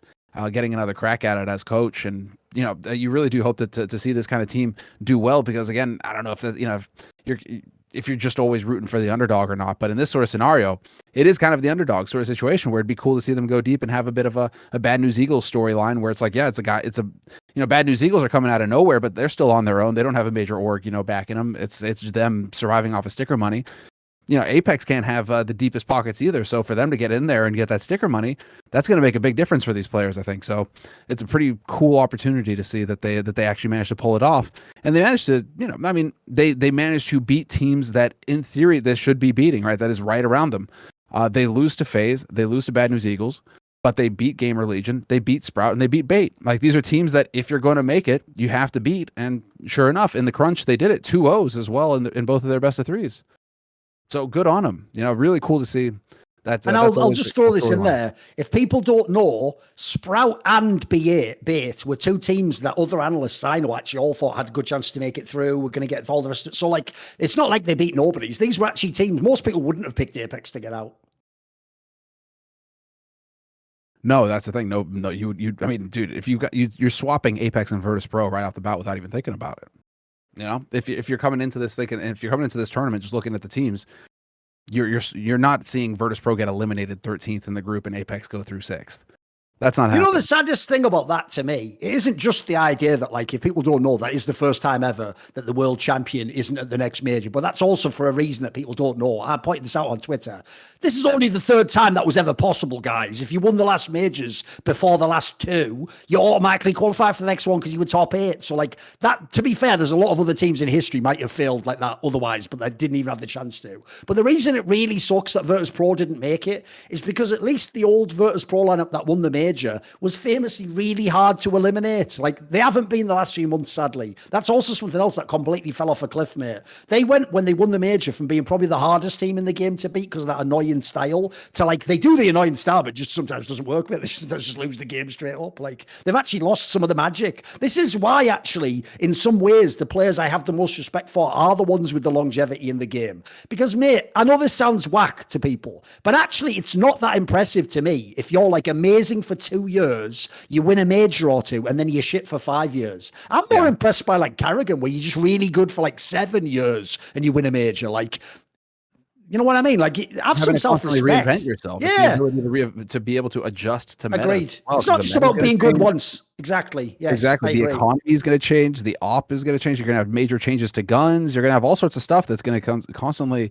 And some players, they just haven't been able to adapt. We never really saw them at that same level again. They took that hit and then they weren't able to recover. JW is one. I mean, Scream, when the AD spam nerf happened, he got hit hard. I mean, there's certain players where you think, like, you can really remember a hard drop if for a change sure. got made.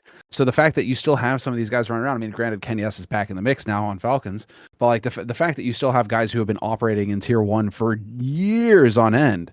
Yeah, no, you have to have nothing but respect for players of that caliber. It is always so cool to see. So, I mean, it's not a total knock on VP. They are major champs. And some of them, it's not like some of these guys have been going for a while as well. But you do hope to see that they're just going to bounce back. And I mean, did you see that news that actually just broke right before we went live with the show where VP, apparently they pulled out of Rio. So they're just like, yeah, we're, for the sake of the players, we're going to focus on boot camping and, extreme preparation or something like that, whatever. I mean, here's the joke, somewhere. The obvious joke, which can lead into another piece of news, is, well, the reason they have to pull out is who knows who the fucking 5 players are, right? Apparently they don't. Because, by the way, that whole thing also is so fucking stupid. Like, I don't have a problem with the org. Like, I don't care about the whole thing of, like, were they owned by Russians or not. Like, as far as I know, they were at least officially were sold to an Armenian company. So it's not about that anymore.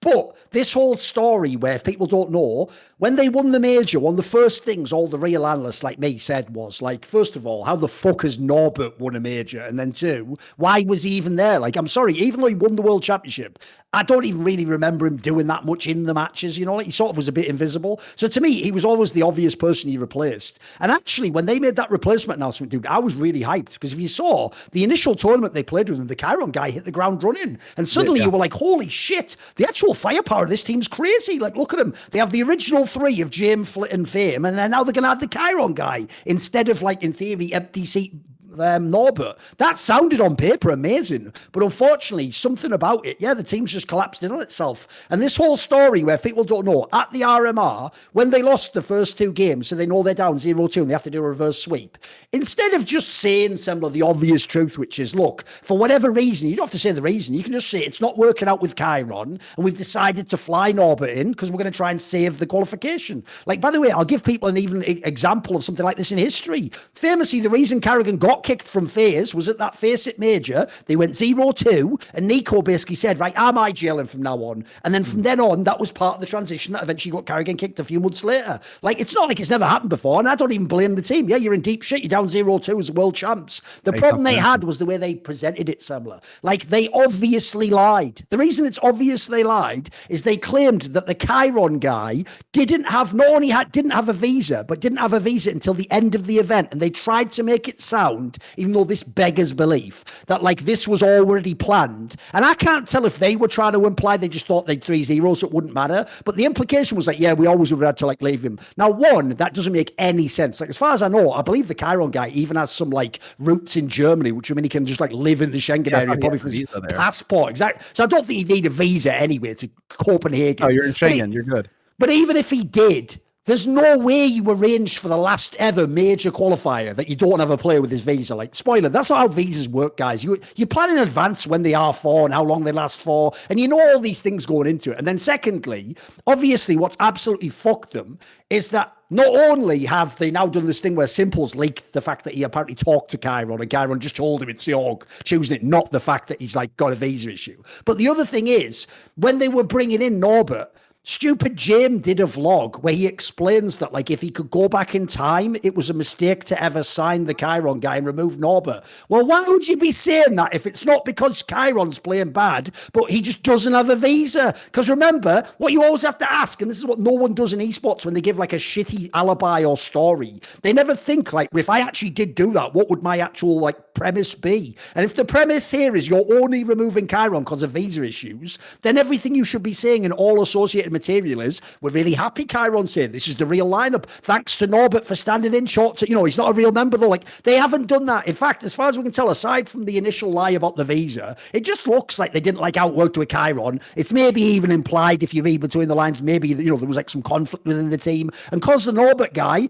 actually, it sounds like this was his positive, because he maybe didn't have any issues in the team. He's just a guy who just sat there and did his job. They want him back because a classic move you'll know from esports pros from time immemorial. It's It's why they always make those Last Dance lineups. They always, in their brain, Semmler, think back. There's actually a famous, like that Toynbee guy had this concept about civilizations, that when you get into trouble, what you do is you think back to the last time things were really good and you try and recreate that. You have like a renaissance, or you bring back some archaic concept. That's what teams do all the time, mate. It's why what they do is the second they get in trouble, they do, like, Shocks brings in Smiths, and then fucking Fallen brings in some old Brazilian, they all do the same shit, mate. They just bring back an old player from when it worked well. So to me, I actually think this is a pretty open shut case. I think Virtus.pro was just in trouble. They've had a bad few months. They thought, let's just make the lineup that won the major. Essentially, let's give the team that won the last major the chance to qualify for this one. I don't hate that. I just think the way that they handled it was so silly. And the fact that this has spawned into some big drama now, it's just so unnecessary, isn't it? It's so stupid.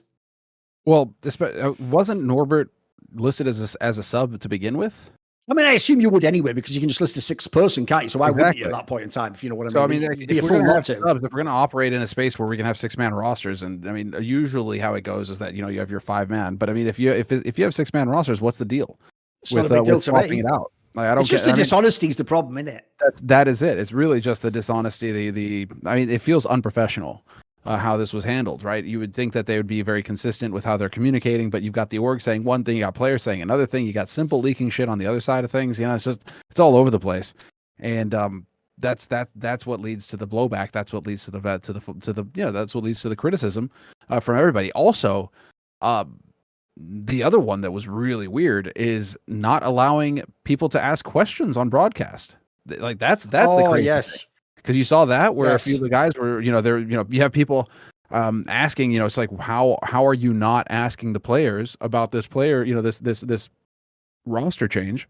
And then apparently word came down that Virtus.pro specifically said, do not ask about the roster change. Think about what that implies, dude. Talent complied. No, but think about what that implies as well. No, that doesn't surprise me at all. The idea talent and TOs don't have any backbone, Semmler. Like, I think you're fully aware of that, mate. You were there for like 10 years. They're all fucking cowards and pussies. Yeah, I know. Like, the spoiler is, like, the same people who you all think as fans are really brave on Twitter, they don't give any of their green room opinions. Their opinions are sick in the green room. They just give you some garbage. Like, I guess Vitality did deserve to win the 3rd map. Like, in the green room, they're like, fire this guy, fire that guy. They're all trash. Like, so you never get that. But no, the bigger issue for me is the fact that, like, again, if you're Virtus.pro, think through the alibi, you moron. Your story is that he just has visa problems. So you know what happens when someone asks about Chiron? You just go, his visa ran out. Problem solved. Visa problems. Here's the problem. What you've given away there, Virtus.pro, is that you think of your players as idiot cattle that you can't trust to keep up the facade that it's the visa. And so you're scared someone will ask, like Jim, and he might actually tell us the truth. He might actually fuck up and go, well, it wasn't really working out with Chiron. His role was a bit, oh shit, I meant the visa. Like, that's why you've tried to veto asking questions. Yeah.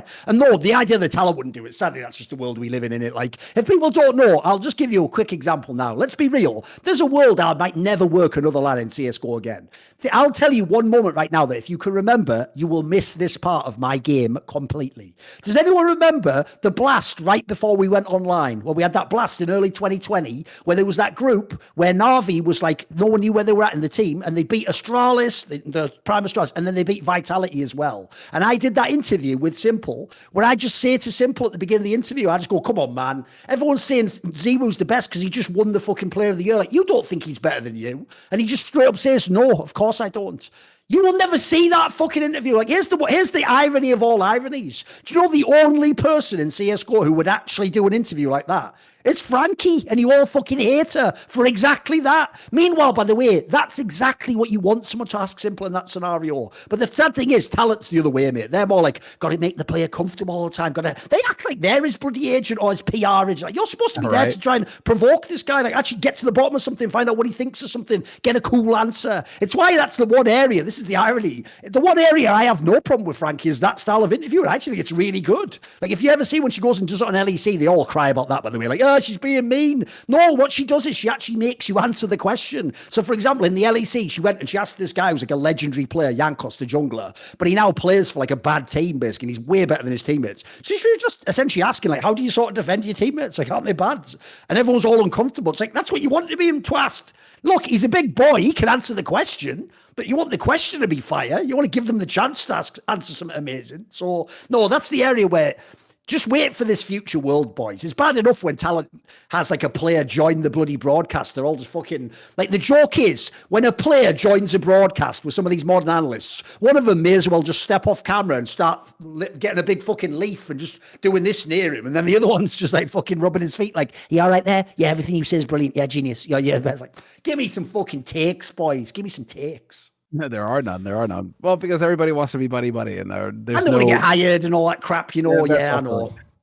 I mean, Remember, I is, used to operate the opposite game, Semmler. Everyone else was trying to do a good job to get hired. I was Yeah. trying to make myself so intolerable. If you don't hire me, I ruin the whole event. So But that I was using the opposite dynamic, you know. Set a precedent though, because remember, you getting yeeted off the Blast broadcast sent a pretty clear message to everybody out there that hey, these TOs, they'll cave if a team puts Oh, yeah. pressure on them. They'll Yep. cave and they'll fire you instead of actually telling the team to go fuck off that it's a part of the show or a part of the broadcast. They'll fire you before they do that, and so. You were kind of the canary in the coal mine. So again, Right. anybody who's left working a broadcast today, you can't expect them to have any kind of No, any it's just kind the of, world we live in now, mate. ability to push back. If They've already anything, conceded you have to that. think of it this way, mate. I'm just actually grateful we had that amazing sort of 10-year span where we could do our own thing on broadcast. Like, it's actually quite logical if you look how the rest of esports is. It was never going to last forever. Like, even if you went other routes, Semmler, like, imagine we'd gone the TV route. Like, imagine E-League had become a massive thing. Well, we also on E-League couldn't have been as spicy. If people don't know, we definitely pared it back on that show. So, to me, this was always just a beautiful, like, this was like the Wild West. It was like we had a little frontier moment that was cool. But now the joke is now it's like the 21st century and everything's just fucking, every part of America is just an Apple Greens. Like Walgreens next to an Applebee's next to a fucking CVS. Like, that's the analogy in esports now. It's just all corporate. It's over. Yes. It's over, guys. And that's why you can have there was that element of at the beginning of, I mean, I think this kind of spans out to the beginning of the internet in general, though. If you spent your time on the internet back then, it was free everywhere. YouTube, all of that. There was no hate speech or, like banning people for saying something you don't like or sharing an opinion you don't like or any of that sort of shit. It was anything goes everywhere. And so you really did feel free, and it felt counterculture to be a part of it. So not only were you gaming because you were an introvert, just, you were kind of looking for escape. You had the whole internet as well. It was just free. And slowly but surely, just like how it worked in esports, slowly but surely, the big money comes in, and with the big money, then you get all the grifters that come in that have to establish the rules and have to make things safe and have to make things safe for investors and safe for sponsors and safe for all, and then it just becomes mainstream, and it's not at all what it was to begin with. And the thing is that for people who arrive now, they'll never know. They will never know what it was that it was to begin with. They have no concept. They have no way to know because the internet is getting scrubbed. So you won't even be able to go back unless you know where to look. You won't even be able to go back to see what it was back even just a few years ago. So you will not know what has been taken from you. You will not know, and you won't know about esports as well. You won't get those kinds of moments. And fine, fair enough. It is what it is. It's the way things go, and so obviously we'll see how things continue. But as far as this group is concerned, I mean, it's still mind blowing. It's just still mind blowing to think that Virtus.pro haven't been able to make it through. It's cool to see. I mean, there's some cool stories as well going into it. Bad News Eagles, Into the Breach, Fnatic, Apex Team. I mean, Gamerlegion. This is going to be a pretty cool major. Now it's a question. You're just hoping that FaZe will survive this bracket. As far as the other group is concerned. I do have to get your opinion on this one because, again, dude, Nip just once again kind of leaving you wondering where is this team? What is going on with this team? Because when I watched them play against Vitality on Vertigo, it was like getting teeth pulled. It was such a painful match to watch. Just nobody really seeming to be able to get anything going. Who was showing up? Is it Alexi B who's the top fragger on this team all of a sudden? Like, what is going on here? It still feels like Nip are kind of out in the wind trying to figure out what it is that they need to be doing to win matches. I mean, granted, they got it done against Astralis, so fair enough. There's a little bit of a light at the end of the tunnel there after 2 losses in best of ones against Vitality and Forza. They actually managed to keep their tournament hopes alive by eliminating Astralis. So that's, like we pointed out earlier, that's Device gone, not being able to make this major. That's also Blame F not going to be able to see a major in CSGO, which is also mind-blowing in its own right. But that does mean that Nip stay alive in this. So what do you think about Nip right now? What's their shape? Because, I mean, it feels like they're still trying to figure out what it is that actually is supposed to make this team work. The problem with this team, basically, is like, a part of what made it exciting was on paper, it looks like a really interesting roster.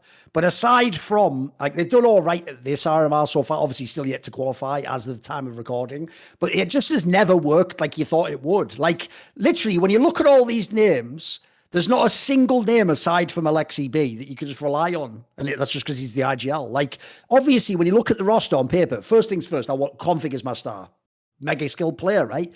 It's taken him ages to bed in with this team. He actually hasn't looked that good in NiP generally. Like, he was all right at this tournament. He had some good games, but then again, we're playing lesser opposition. Obviously, people will know. Broland sort of popped off at this RMR, but he's been mad underwhelming since Alkesib came. Headtrick, I mean, people know the story. I've said it a million times where, like, he sort of has chosen to be an AWPer while coming into tier 1, which is like, what? But the problem with the Headtrick one is it sort of works half the time. I'd say he's more like a coin flip. Sometimes it looks good. Sometimes it looks a bit like, is he actually an AWPer? And then the Res one, Res just looks lost in his lineup. So the problem I have is I actually feel like the reason I haven't totally abandoned hope in NiP, aside from the fact that I believe in the in-game leader, and I think that's a big piece, is I still feel like with the names you have on paper, dude, even just like one roster move could fix this whole thing. And by the way, I have heard behind the scenes that there is a very real world where Hampus will come back at some point, I'm assuming now for CS2, and he'll just replace one of these names. It just depends who will he replace. Like, will it be Rez? Will it be Brolan? Who knows? Because it's assumed it's not Config, because he obviously signed the contract most recently. So on the one hand, I do think NiP, this lineup right now, if you put them in the server, they're not a very good team. They're very hit and miss. But I also feel like there's so many ways I feel like you could reformulate like most of the players in this team and make a very good lineup. Mm-hmm. They're not that far, I don't think. I agree. If you pick a random game, they'll have some screamers, mate. They have some really bad games. It's just I still, like, I'm getting flashbacks just thinking about it again, the Vitality NiP one where I'm just like shouting at my screen and it's like, do something, guys, what the hell's happening here? That match was so painful.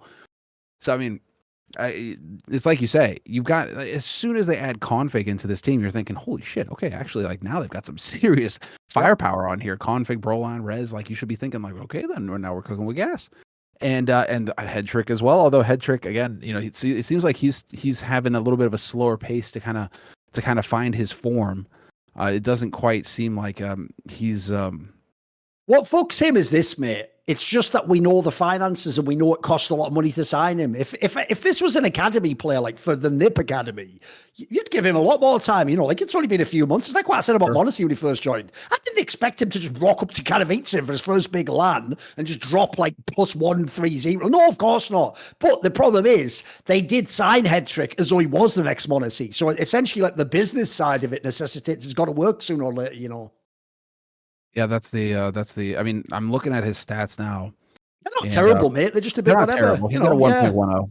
Like I say, he has a good map here and there, and then he has a map that's not that good. And so it's that's why I say, I always think, like, you have to look on different levels. Like, what you have to do is this: you have to ask for NiP, is Headtrick good enough?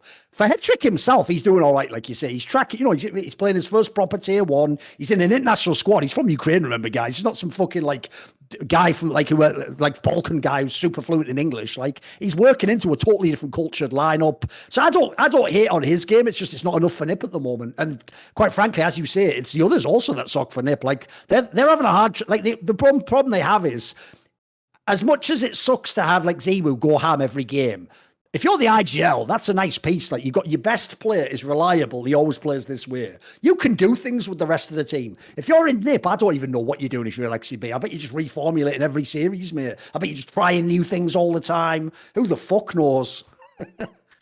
Especially because you're left wondering, I mean, what kind of support does he have to work with right now? Is it still Threat who's providing strategic influence on the team? DJL, what is he slotting in as with his coach role? How much leeway does Alkesib have to call, or is there others that are getting involved on it? It feels like there are some mysteries around it that could be cleared up. We could be seeing a little bit more about how the team runs. But I mean, you feel like with the kind of plays that NiP have made, and I mean, if anything, you know, you can't say that. You got to give them credit, right? When opportunities have presented themselves to get big names, they have pulled the trigger. I mean, Device, obviously the big one. Config, they snapped him up as soon as it was possible. Headtrick, you know, they're trying to make plays here. It's not like it's a team that's kind of, you know, like a somnambulist kind of stumbling through here and there. No, they are actually trying to keep their hand on it, and they are actually willing to make it. now we just need to see the results. Now we just need to see them actually, dominate the rest of this group. They have one more best of 3. We'll see who they go up against, and they need to just dominate whoever it is that they run into and qualify and get through into this major. So I'm very curious to see how that pans out for them. It just means that it's going to be tough because, we're going to come down to the wire, and you're going to wind up with teams like Cloud9 potentially. Depending on how this goes against, let me just double check again. It's looking good for G2 to actually 2-0 here. So, you could be running into Cloud9. That's not going to be pleasant. You could be running into teams like Forza, who are clearly a threat. Although Forza, they've played against each other already, so I don't think that they would wind up in an elimination match against one another. But there's also ENCE that you have to worry about. You're going to have to deal with some teams that have got some firepower, so it's going to be really interesting to see how it pans out here for NiP. Old habits die hard. I almost said, for the Swedes, but yeah, those days, not the case. Not the case anymore. Swedish organization, guys. By the way, just as a random piece of trivia, because a lot of people won't know this, because Finland obviously literally was once upon a time like part of Sweden Empire or whatever, even though they have that whole history with the Russians afterwards. If people don't know, there are certain areas in Finland, it's just that Alkesib isn't from one of these areas. There are areas right along the border where some people just speak Swedish, or there's Finns that know Swedish. So the stupid thing is, I would imagine from knowing Lurpus and Nato and all the people I know from Finland, I would imagine Alkesib in school did Swedish and can speak like a very, very basic level of fluency. The problem is, it just wouldn't make sense to be the IGL and communicate in a language you're not that fluent in, would it? So on that one, I can see why they did just go international. Like, I think that would have been a waste of time to like try and make him speak Swedish, as it were. Like, well, I don't think that ever was a viable proposition. All right, so what I think we can do here, so what I wanted to do with this episode now, it's like the first episode that we're coming back. We have so many questions, like a backlog of questions from people who've been supporting the show. So big shout out to everybody who's been supporting Last Free Nation. And it is worth mentioning, of course, that we have these questions, and there's also a way to support us. It's by going to the Discord server. And if you subscribe there on the Discord server, that directly supports us here with the shows that are on the network. And you also get to ask questions for the show each week. And because we've been, on and off for a while now with the show, we're not every week. There's been a few questions that kind of backed up here. So I reckon what we could do is actually spend the remainder of the show just answering questions and kind of getting caught up on some of this. And that way we'll have a bit of a fresh start going forward with the next show. Right. So let's just get right into it. Asada, I feel like this is something that we've kind of touched on. Where does KSCERATO's Prime rank among other pros in CSGO history?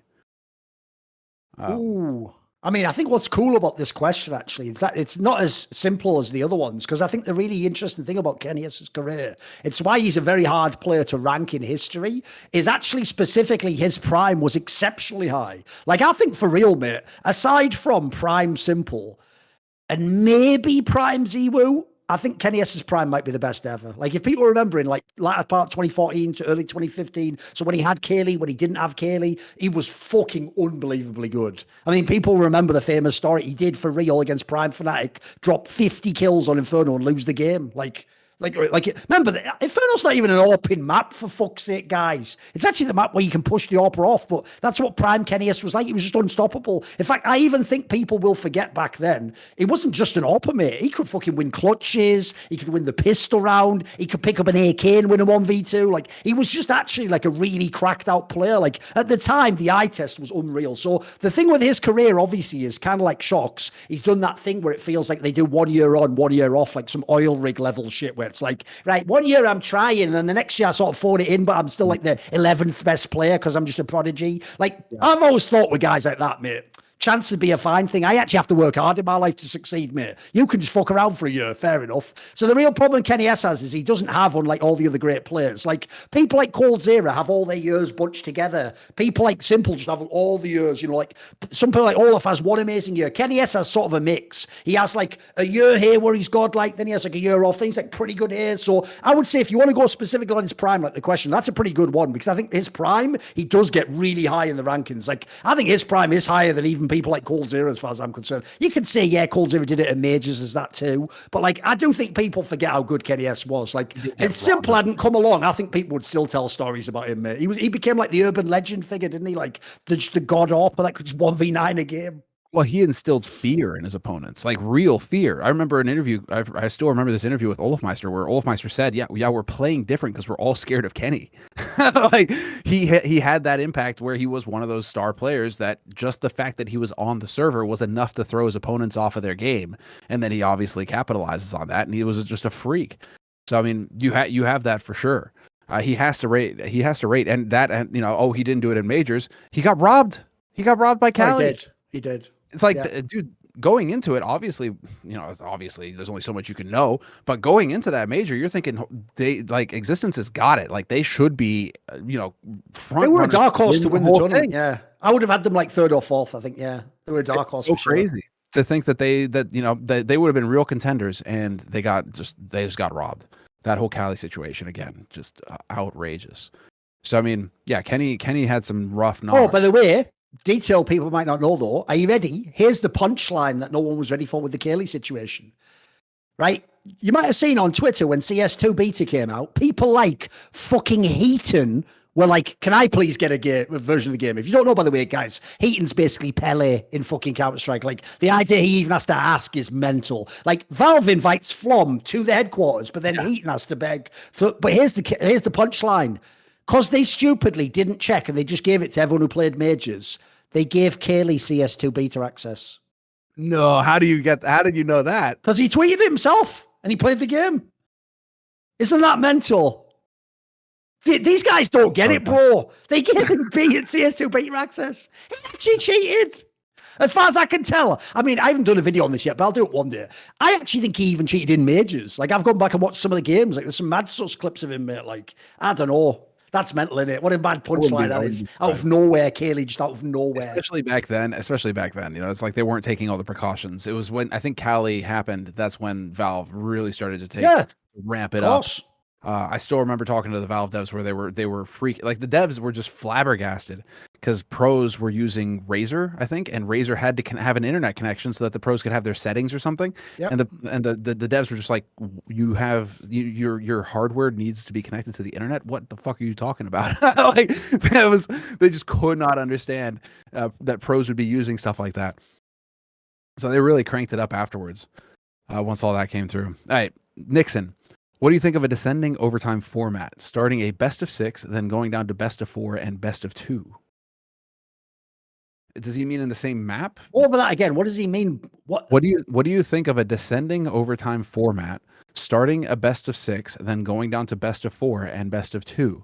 I don't understand what it means. What is a best of 6? It's not just the same, because right now it's what he might mean. Oh, it's because he didn't use MR3. What he meant was start with like an MR3 like this, and then go down to like an MR2, and then exactly. Right. I see what he means. Essentially, where he's come up with this idea, if people know, that was one of the things people were suggesting that they were going to change in hockey, if you remember that, so they wouldn't have like infinite overtimes. They were going to like take one man off the ice as like sections went by, so like eventually you'd score a goal. I get what he means. Like, I don't hate it, because essentially what he's pointing out is you don't want like a billion overtimes. What you want is, as you get too many overtimes, you want to sort of just up the stakes and make it like, right, this fucking ends now. Like, here's the thing, I don't hate it, because at one point Monty Cristo from League, because we worked on Flashpoint, another person who cares a lot about formats, is a point we often make is like, I actually think that the worst tiebreaker format in all of sports is football with penalties, because what you allow to decide the game is something that fundamentally isn't a major part of the game. Exactly. You know what I mean? So one of the things we've always agreed on is you ideally do still want like the real game to decide. So in this case, I don't hate it. Like, as much as once you get to it being a one round, it's a bit gimmicky. It's still a round of Counter-Strike. You're still going to buy guns and do a strat, like, so I don't hate it. I think that's not a bad concept.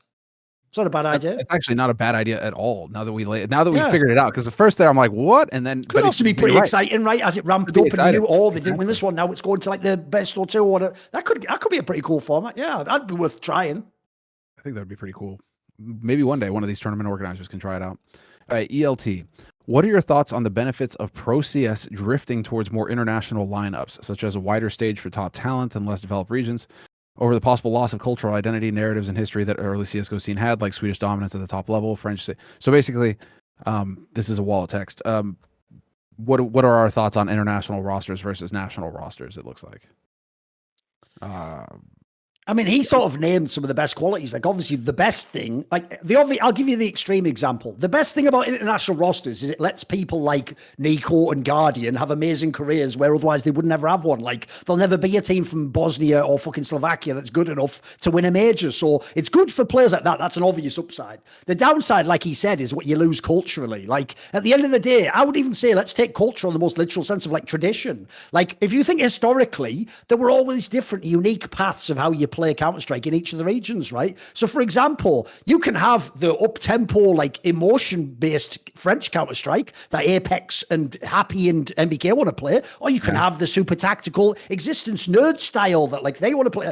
So you had all these different shades, and you could see always behaved Swedish. You could always see which like sort of almost school of thinking they came up in. It's the same reason as to why Blade very shrewdly was able to put together this Na'Vi squad, because he sort of actually brought those people through Counter-Strike, and eventually they all knew his style of play. So I think that's the downside, is like, it's good in the sense that you get the lineups that are like the Mouse lineup now and the FaZe lineup and these teams and some of the American, like you can make Team Liquid better even if there's not NA players. That's good. My problem is, though, I do think you lose something unique. Like, for example, as much as I think Tabson sort of wastes his time in Big, they have a coherent playing style, and it very much is German Counter-Strike, and it has a long history going back through God B and that way that they like to play the game. So I do think there is something to that. And all I'll say is, if you look at the greatest teams of all time, nearly all of the greatest teams of all time are the national teams. It is Astralis, Fnatic, the French team. So the real problem is this: would you trade history and have none of those teams? No Astralis 2018, no NIP 2012, no fucking... Would you trade all those teams for a bunch of like good teams where it's like a Cloud9 roster that has like Oscar with Kenny S and then fucking Hiko and nothing? Like, yeah, that'd be cool in its own way, but it wouldn't be the same game. You know, it'd be different if we didn't have those histories. Oh yeah. Also, I mean, I think it really does give people, there's that extra oomph to it. You know, you can be a fan of a team, but all of a sudden, if, you know, you're cheering for, you know, the Swedes playing in Malmö, you know, NiP playing in Malmö on the stage in Malmö is a different experience. All of a sudden, you got the home crowd that's going crazy for him. It's the same thing if you got Astralis playing in Copenhagen in the Royal Arena and the Danes are going nuts and cheating, but like, and going nuts, you know, for him. It's that's a different kind of experience than just everybody's international. And so then you're kind of just cheering, you know, there's not that same level of intensity. It feels like, I mean, dude, I still think back to one of the best events was it the first or the second Cologne? Regardless, one of the first Colognes where you have all, like, Cologne is special in a way because you have cheering sections from different nationalities. Like, this was back when Virtus.pro was a big thing. Yep, when they had the Polish corner. Yeah, the whole Polish corner, and they were going batshit crazy. Oh, Semmler, shall I tell you a detail? I don't know if I've ever told this story on By the Numbers, but when I went to ESL Cologne, when they rehired me in 2016, I arrived at the event. They have that Polish corner, right? Yeah. And they just had, among over like 8 people, a giant banner that just said, Thorin, we didn't forget. Yes, that's right. I remember. All right, then. And then someone actually, as if I needed to know this, pointed and went, yeah, that's the Polish section. Like, yeah, no shit. No shit. You know what, man? I think I've got that. I think of everyone in this room, I'm fully aware of that. But okay. Dude, I remember when the French section, when they just started singing the Marseillaise, and they actually, like, you could hear them because they were up in the rafters. You could hear them all the way down onto the stage. We're in the middle of a segment, and I'm just like, wait, they're singing the Marseillaise up there. Like, it's that kind of stuff that you're just not going to get if it's all just international teams and just, you know, the Globo sort of future where everything is just going to be a mishmash. You know, you definitely lose something special. So I personally am not a huge fan to see it go this way. I want to see continue to build up the pipelines and try to make it so that there is a future for Danish CS, there is a future for Swedish CS, and right, you can have these regions that build up again. I'd rather see that than just everybody learning English, the lingua franca, and then, you know, here's the thing, dude. You don't have to have one or the other. That's the whole thing, isn't it? Like, the best thing for me is, like I say, if you're one of the guys in a weird scenario. So, like, Config's a great example. Config has just fucked up his chances in the Danish teams. Like, they just don't want him at the moment. That's a perfect example where I do want that player to be able to go and mix it up with other guys. But at the same time, if tomorrow I have to remove, like, sadly, there's not that many great national lineups at the moment. Well, the best one probably at the moment is like Vitality. Well, not Cloud9 rather. They're probably the best one overall. Like, I wouldn't want to remove that team and make them all international players, you know? Like, I'd rather keep it for, like, circumstances where it makes sense for both parties. All right, let's get into the next one. Santiago Lafarga, what's your favorite food that you cook for yourself?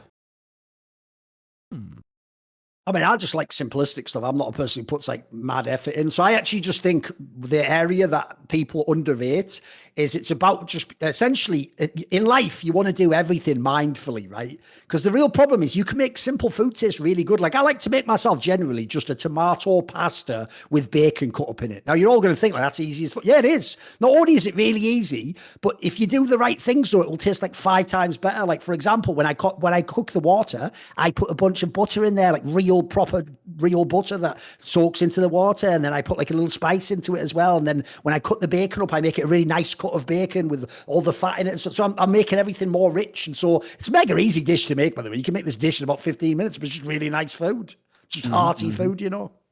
Yeah. The favorite food that I get to cook for myself, but that I'd never really get to cook anymore, but it's my favorite food, and I used to make it all the time back in LA, is just a simple quesadilla. It's just, I don't know. It's my guilty pleasure. I just love quesadillas. I could, you make your own salsa, it's like, that's the thing. If you really want to go into it, you can make your own salsa, and then, put the salsa in the quesadilla, layer it up with the cheese. You put some steak in there, get it all nice and melty, and then it get crispy, cause you sizzle it you sizzle it in butter. So the tortilla gets all nice and crispy, but the inside is, dude, I love quesadillas. It's my guilty pleasure. So quesadillas are where it's at. Of course, you can always have like the obvious ones, steak and all that as well, because the steak is an art form that you never really stop learning. So you can always make it better the next time, and then it turns into a bit of a game. But quesadilla is definitely there. All right, Tasty AMG. Based on the info from Richard's article, it seems... Okay, so again, remember, these are from a while back. So let's see. Based on the info from Richard's article, it seems CS2 will be released after the major or close to it. So yeah, you get the timeline here. How long do you think Valve or tournament organizers will let the current pro scene run as if before switching over to the new version of the game? I think that we kind of touched on this earlier or you touched on this earlier in the sense that you said that it feels like we're already winding down. It feels like there aren't a lot of storylines or a lot of interest in the tournaments leading up to the major. It feels like the major is pretty much the only game in town. And then there's just going to be a big drop off. There's a detail people keep seeming to miss, because Valve even announced this in the actual announcements of CS2. They said it's a free upgrade for CSGO. So my assumption is, Semmler, there's no switching. They're one day just going to pull a fucking lever and it's just going to be CS2. And if you had CSGO, when you log in that day, it will be like when they do a patch update, you'll just have to download the new patch. You'll be on CS2. Like, they're making it sound like at some point they're going to go, right, everyone remember at the end of the month to buy CS2. It's like they're just going to release it. I think people are getting too lost in the weeds on that one. Like I said, for me, it's Overwatch 2, for fuck's sake. But stop pretending like we're going to CS. This is Counter-Strike 4. It's just CSGO 2, isn't it? Come on, mate. And yeah, exactly. Your skins are going to be more shiny. Cool. There you go. That's pretty much it. So yeah, but it does feel like it feels like you're going to have the major, and this is how Valve want to put it out there as well, because they already have the beta going. And so, you'll have the major, you'll have the summer break, the mid-year break, and then they're probably just going to come right out of the break into CS2 and just pivot it all the way over to CS2. And there you go. The rest of the year is going to be played out in CS2, and we'll go from there. I imagine that's exactly how it's going to play out. Vigiman, if y'all had to lose a finger, which finger would it be? That's actually an interesting question, because your pinky, like, you don't think about it, but your pinky is actually like way stronger, and you use for way more things than you actually think hold about. Stuff super essential, isn't it? Yeah. So I don't think you can get rid of the pinky, even though that's the knee-jerk reaction would be to say lose the pinky. I feel like the obvious one would be whatever your non-dominant hand is, something like the ring or the middle finger. It's like the obvious ones, because with the rest you can still hold stuff, like you can read a book. Like that has to be the least important, is your non-dominant hand, basically. Non-dominant hand, ring finger is probably where it's at. Ring or middle. Obviously, I'm not a degenerate anymore, guys. So when I make this joke, I'm just playing a character called Thorin, the king of esports. But the obvious only downside to having that finger cut off is now you have to just pretend a stranger with one less finger whacks you off every night. You get the joke of that one, the old fucking, He's lying on the hand. We all know the old trick. Yeah, there you go. But again, I'm not a degenerate, so I don't approve of that joke in any way. You don't know that at all. Just said it for money. All right, Wes, thank you for putting this show together. Is there something such as objectivity in journalistic reporting? I won't make it a big rant, but I'll just very briefly explain a point that is always misunderstood. You might even be surprised when you hear this yourself, Semmler. When people hear that phrase, objectivity in journalism, they actually completely misunderstand what it means. They think it means what they pretend to do on broadcast network television journalism. You know, where they claim, like, right, we're going to have two people here, one from the other side, and then this side, and you're both going to make your points, and then you decide as the fans. That's not objectivity. Objectivity is the idea that there is actually a real tangible truth and reality outside of our subjective experience. So what objectivity actually means in journalism is the idea that if I investigate a story, Semmler, and I don't like evil geniuses, for example, if when I'm investigating the story, I find out that some of what I don't like about them doesn't apply to the story, and actually they didn't do something wrong, I don't just go, well, because I subjectively don't like them, I'm just going to fucking lie and say they did it. The idea of objectivity is if I really discover that it's not what I even want it to be, maybe, I'll still report that as the case. That is what's going on. This is the truth. And that it's the idea that you believe it's possible to access like real truth. So on some level, yeah, I do agree with it. It's just, I think it's very different to what a fan would think. Like when a fan says that thing of like, oh, you're biased, you should have just like left all possible options in. No, that's actually the opposite of objectivity. That would actually be subjectivity. That would be saying everyone's truth is valid, exactly. And everyone, you know, they should all just be represented and no one should ever make a judgment. Like, I think that is the opposite of journalism. I think journalism is really, you go out there, there's this jungle of information and leads, and you're the one who's hacking away at it, and you're trying to get your way down to what's real, and then come back to your audience and tell them, look, because I'm a credible person who you know doesn't lie and cares about the truth, here's what I discovered on my travels, as it were. That's to me what journalism is. Yeah, I would agree with you on that one. And then you have all the mislead. The thing is like, I think it's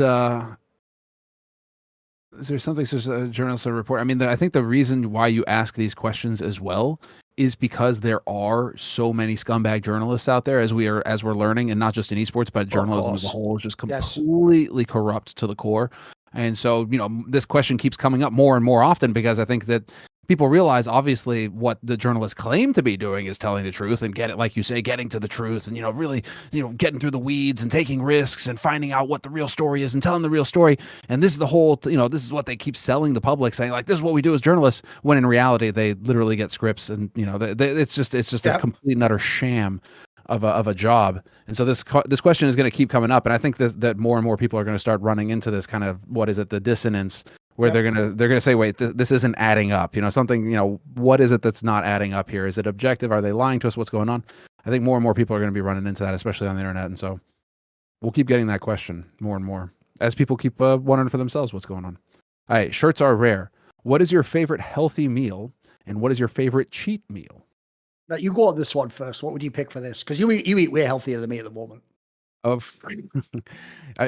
My favorite healthy meal, it really is that simple. The thing is that the food that you cook, it's just if you cook it well, and also if you cut out the bullshit, all of a sudden the boring healthy food, all of a sudden it tastes great.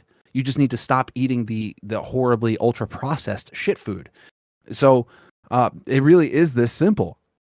I love making just like some meat and potatoes, and like potatoes, carrots chopped up, bake them, you know, cut it. You can bake them. You can put some olive oil on there with a little bit of salt and pepper. You put them in the oven, you bake them up. They get all nice and crispy, you know, so the veg is all nice and crispy. Potatoes is great. And then you get a little bit of meat on the side, whatever you want. And you know, pork, you could do some pork, you can do some nice steak, or you know, whatever you have, like you can get access to. You go to the supermarket, you're looking at deals, you're figuring it out. But dude, it really is that simple. My favorite healthy meal now is literally just as, you know, steak and potatoes, meat and potatoes. It's the meat and potatoes, right? But it really is that. Like it really is so good.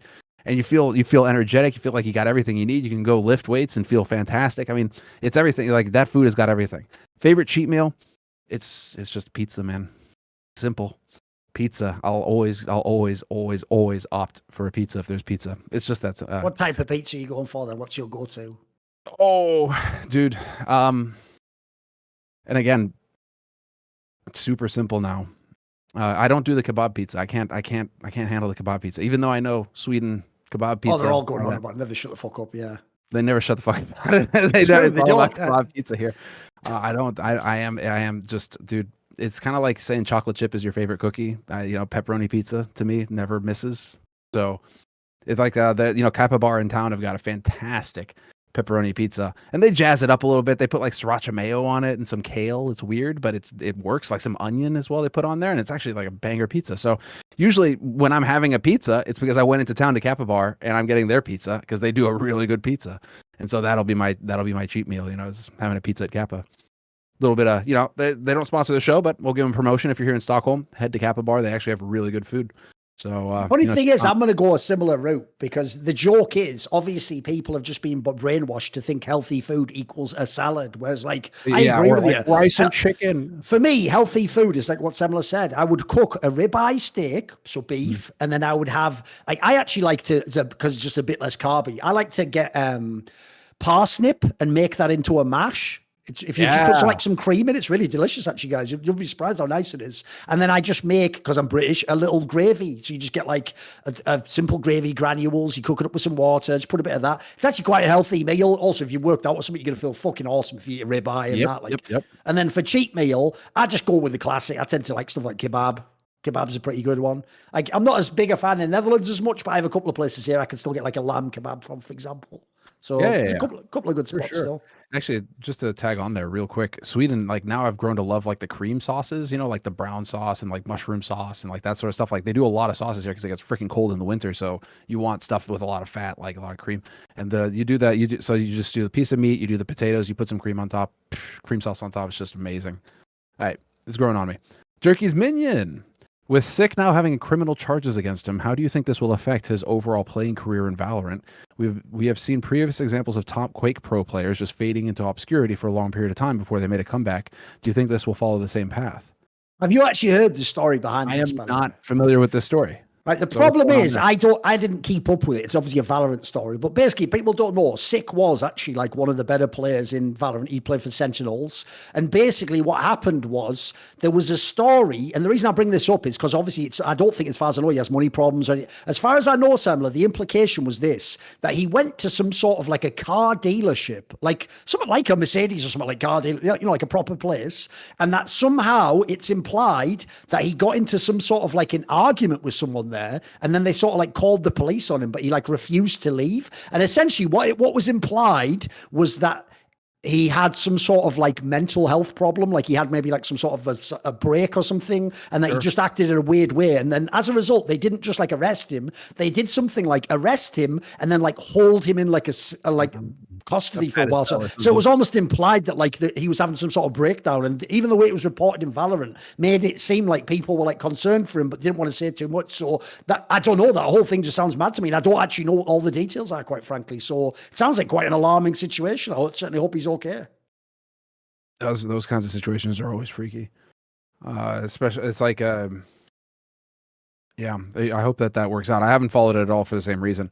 Didn't he? I mean, am I off here? I thought that Sick played CS at one point as well, didn't he? Oh, he did. Remember, him and Twists used to be in that TSM lineup when they had in 2016 with Automatic and Senfizz. Exactly. And then after that, he was in Misfits with Sean Gares. He was also in that team. And then he was in like the Rogue at the end with fucking Hiko or whatever. So he was in a bunch of teams. The problem he had was this. Him and Twists came up at the same time. Twists obviously tracked and became one of the greatest players of all time. Sick became like an also ran NA player. But like I say, when he came to Valorant, a lot of those guys got like a second breath of life. So that's when he was at the top, when the likes of the Tens and fucking Dapper and all these people we know from CS, that's when they were all popping off at NA basically. So he actually is like, he was a good player on some level. He just obviously must just be a tortured guy, who knows? We won't speculate. Kaike, I think that's how I say your name. G2 looked shaky versus their G2 looked shaky versus their IEM Katowice performance. Do you think they were close to a burnout, and will they come back stronger or weaker from the break? Well, again, this has been some of these questions go pretty far back. So G2, are they looking strong? Are they weak? I mean, we talked a bit about them.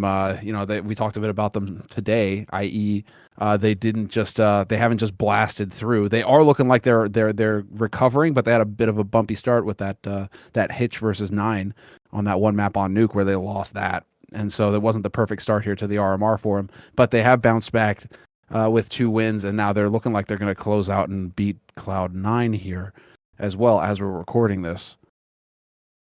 It's looking pretty good for them to be, their match point against Cloud9. So it looks like they're going to be able to bounce back and actually make it through this RMR. Not the top of the seed, which is what you'd want to see for G2, but getting the job done. All right, we can go on. Manakino, how satisfied are you with the progress of Last Free Nation project thus far? Are you achieving the goals you set out for yourself? Has starting your own esports publication given you more perspective on content you've made in the past about the rise and fall of other publications over the years? Here's the thing. I'm just going to veto this question because right now the business stuff is not at all set and I don't even want to talk about it. So just leave that shit. All right. We'll get back to you, Manakino. All right. Tiny Pickle. Ask that question in like 6 months and then I can answer it. There you go.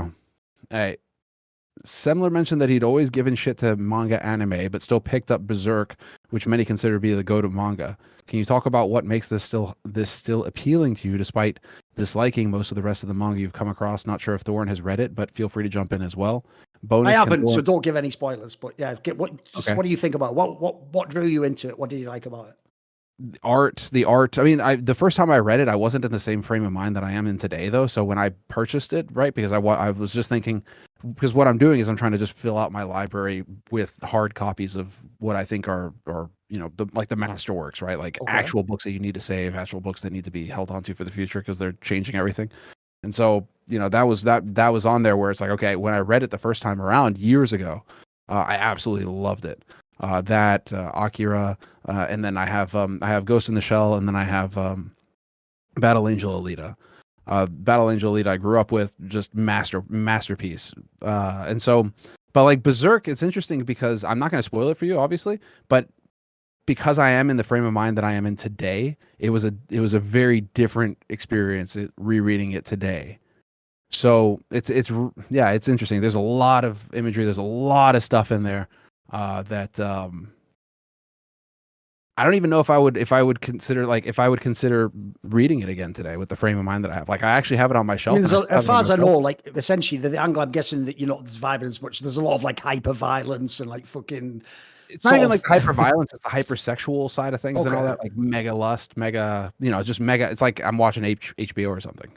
And it's like I've expressed how I feel about HBO in the past. So it's just like I'm not a fan of just like sexualization for sexualization's sake and that sort of stuff, which there is a bit of that in Berserk. So and obviously the hyper violence, way hyper violence. I mean, there's all sorts of stuff in there where it's like, damn, I'd forgotten this was in here. And so obviously like reading it again today, it's I'm like I'm a little bit on the fence about it. I may even sell the series and just sell it and give it to somebody who wants it and not have it anymore.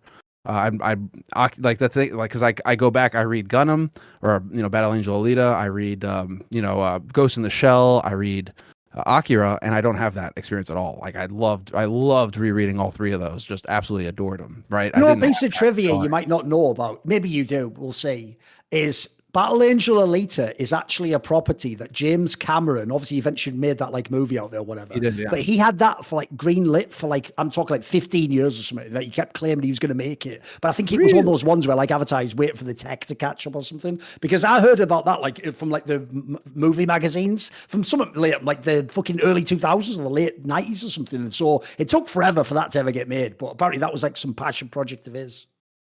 And it wasn't obvious. Like I watched the movie, and obviously it's that kind of like experience where you really cherish the source material. So to watch the movie, you're just already preparing yourself, mental armor, just like, okay, they're gonna fuck it up. It's Hollywood. They're gonna fuck it up in a bunch of different ways. And there were some fuck ups for sure. There were a lot of fuck ups, but they also did some things pretty right in the movie. Okay. So I actually found myself enjoying the movie, even though they did the usual Hollywood tripe.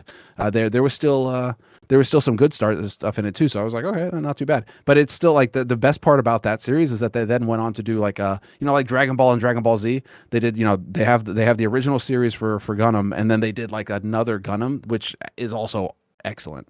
So it's like I do still enjoy some manga. I never really got anime, but I still enjoy some manga. But it's mainly like manga from my childhood that I guess I just vibed with like really hard back then. And so I just hold on to that manga, and then I don't really care about anything new at all. I guess I'm old that way. All right. Toby, what team would you love to see KSCERATO on if he left Furia? What are his options right now in fucking Brazil? It doesn't really feel like. I mean, do we come back to the international question where it's just like, okay, they need firepower? Put him on EG. fuck a Brazilian line. There are no good Brazilian lineups. Like Furia is the best Brazilian team. So the obvious answer is FaZe Clan, Vitality. Pick any team that you think's really good. Like this guy's just one of the best players in the world. Like, by the way, how about NIP for him? Wouldn't you like to see KSCERATO play under XCB? Like, that'd be interesting. Like, I think this guy could play in any team, mate. He's really fucking good. He's really good. Sure. I mean, that's kind of the thing. I say it jokingly, you know, put him on EG, but like, no, seriously. If you invest the money in the rest of the lineup, like it'd be a start. Like that's how you can start making a world-class team again. Yeah, exactly. So, like that would probably be it, because I think you're right. I think the ship has kind of sailed. Like you had the Fallen, everybody was on board the Fallen ship. That's what was getting stuff done in the Brazilian scene. And then they kind of, you know, like Furia had their moments and all that, but it feels like now those trains have left the station and there isn't a whole lot going on behind it. And so in Brazil right now, they are really in a bit of a tight spot. How much do you think I love this? Not only did Imperial do nothing after that major where everyone memed on me, bro, they didn't even qualify for this major. They came last place. And everyone's just cool with that. That's how I know none of you ever actually thought Fallen was as good as you all claimed he was. You all did that just to dunk on me. Here's what you will never get, by the way, guys. Right? I know even Simple's too stupid to get this. You know when I make a tweet about Simple and Simple replies to my tweet. By the way, notice I didn't say I make a tweet to Simple or I make a tweet tagging Simple. I just make a tweet on my Twitter account about Simple and he replies to me. It doesn't matter what he replies, I win. I already won immediately. The second he replies to me, I won.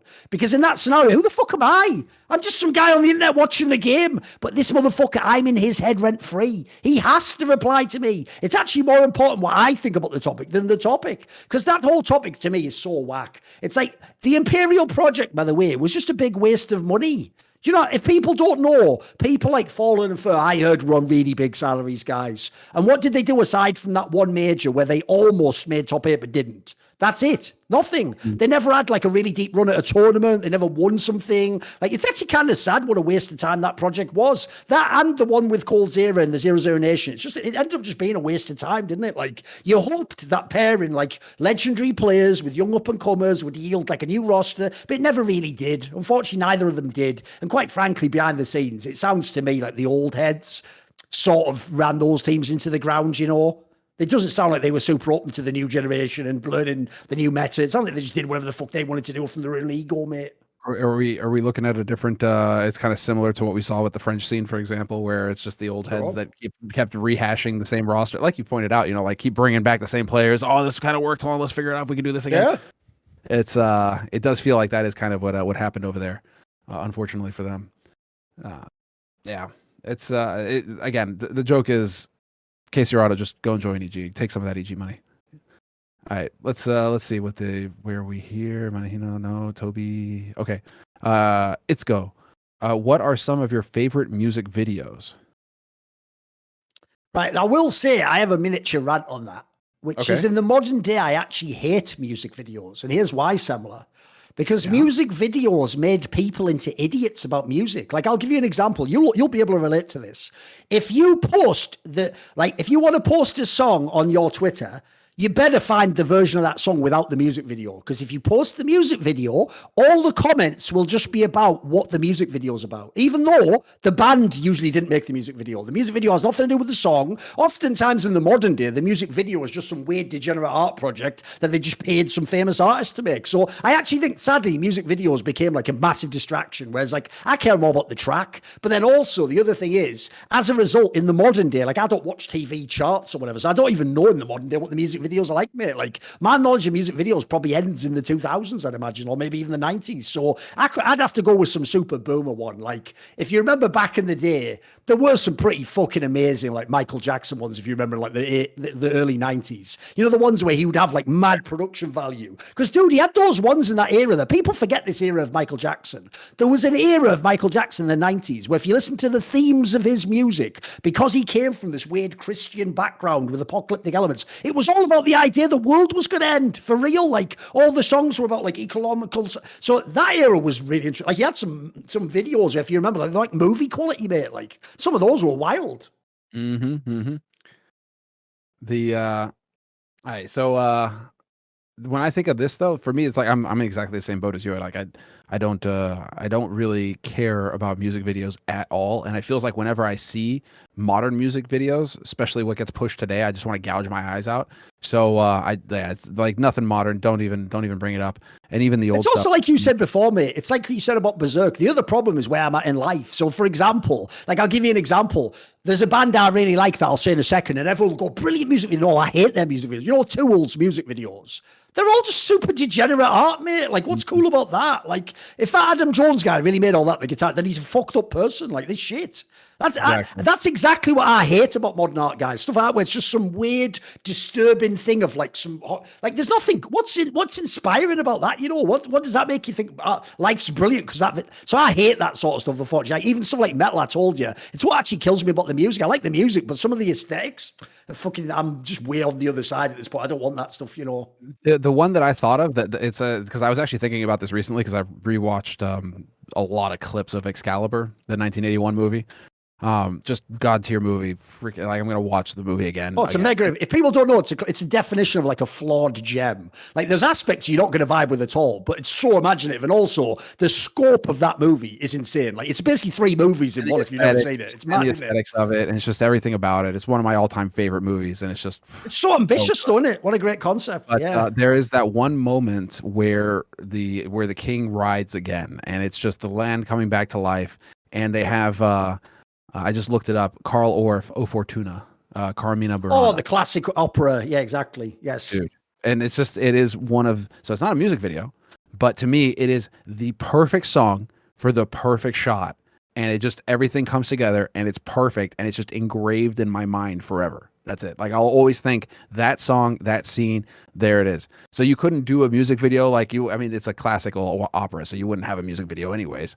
But just, that scene right there. So if you want a good movie, Excalibur, go watch it, and then you'll understand what I'm talking about when you get to that point in the movie. So there we go. Let's see. Kaladin 2020. What are your thoughts on Scrawny's casting? I mean, I've been pretty blunt about this in the past. I just think he's Sadokist 2.0. That's it. He sounds exactly the same. So he does actually have a very similar style. I mean, look, I will say though, when you say that, Semmler, that's not a diss though. That's like, that thing where people were like, Kobe just copied Michael Jordan. It's like, he was the best ever. Like, I would copy him if I were you. Like, no, it's not a diss, by the way. And Semmler says that he's really good, obviously. Exactly. It's not a diss. It's just like when I hear Scrawny, I hear Sato. I know what you mean. Yeah. So it's just what it is. Jehel, which update to CSGO would you go back in time and roll back if you could, and you had the objective of doing it to increase the chances of the top competitive scene of the game becoming the best it could be from that point forward? Here's the thing, I've told you all a million times, you just don't want to hear it, do you? I'd revert that up, nerf. I don't give a fuck, there you mate. go. Now you have to understand, again, I am bad biased. Like, essentially, I would just turn to Kenny and just go, give me fucking some skin, motherfucker. Yeah, exactly. Let's dominate this shit. Exactly. So like, I am biased as fuck. Yeah. And we've said it before as well. I've said it before as well. I would revert the economy changes and make the economy more brutal. That would be a good one too. I just want it cutthroat again. I want players to be sweating bullets in rounds because everything is riding on this round. It's not, we'll just force and get Tech 9s and Kevlar and some rifles next, and we won't be able to tell who won the fucking pistol. No. I want it to be like everything riding on a round, and let's see who has got the stones. Like, that's that would be sick. All right, Dunks. Is competitive edge for both CSGO, well, this is a you question. Is competitive edge for both CSGO and League of Legends going to return when your new project has been more established? I don't know yet. Like, one thing people won't understand is this. When you work with sponsors, oftentimes there's a type of sponsorship like they do on League of Legends where we just do a sponsor within a show that exists. But oftentimes sponsors have specific things they want you to partner with on them. So that was a show we specifically created with our specific betting partner. They wanted separate content about bets and previews and fixtures. So essentially there won't be at the moment because that's not the deal we currently have. I'm not against it. I actually thought it was a canny little project. If people never saw, like, I was actually killing it in CSGO. If you don't know, I am actually to this day still up betting on CSGO for esports bet. They give it like 50k, I have some like 54k now. So I was actually killing it. It was quite an interesting project. It's just at the moment, it's not within the deliverables of a deal that we have with any sponsors. So depends if the right sponsor wants it, then yes, it will come back. If not, then maybe not. And there's also a world I could see in the future, maybe down the line, where something like that exists. But maybe it's not even just for esports. Maybe I do a sports betting thing with someone I know in sports or something, like it depends on if there's a fun angle for it, basically. But it initially was just a sponsored deliverable, basically. Well, there we go. Franny boy, what advice did you take to heart, which in hindsight turned out to be completely false? I mean, the short version is every single fucking platitude and cliche within neoliberalism. Like, for example, like all of them, just the idea, like, well, everyone can be just as good as everyone else if they try. And, like, wow, everyone from all cultures is identical and equal and just all the same. And everyone's the same as you with the same worldview and the same theory of mind. Like, all that stuff's just nonsense. Like, essentially, by the way, the short version is most of the stuff that's in movies, I'd probably say, is nonsense. You know what I mean? Like, I actually think the most sinister thing in the modern world is people grow up letting movies shape their mind as if it was a real life experience. But they don't realize that since a lot of the way movies are presented is just false, you're actually learning like the wrong lessons in life, if you know what I mean. Like the fucked up thing is, it's why I often, if people noticed, the movies I recommend are ones that are like make you like dream of bigger things or like believe in like being a man of integrity or something. A lot of like standard movies, like nowadays, if you watch like a superhero movie, like a Spider-Man movie, the joke is the actual underlying message would ruin your life if you lived it that way. You'd be like a little simp or something, It'd actually wreck you out, I think. What advice did you take to heart, which in hindsight turned out to be false? Do you have some of that thing stands out for you? I mean, you were definitely man, you just mentioned so many that because it's like you say, right? It's like I'll give you a classic one. The classic so one where they go, just be yourself and it doesn't matter. Like, I think that's the opposite advice. In my opinion, in life, it's like you want to choose who you want to become, not like just be who you are now. Exactly. That sucks. You are not your best self. You are flawed, deeply, deeply flawed. Of course. Porthos, what book have y'all been reading recently? I've got a few of them. I mean, I've almost finished with C.S. Lewis's I am very close now to being done with C.S. Lewis's Space Trilogy, and that's been excellent. Really enjoyed it, really thoroughly. Like his imagination, his ability to take because obviously C.S. Lewis is one of the greatest theologians the last 100 years, so or seen as, right? Okay, up for debate, whatever, but like the way that he can take his knowledge of a topic and then completely just put it into this realm that he creates out of, it's just the layers and layers in those books are just unreal.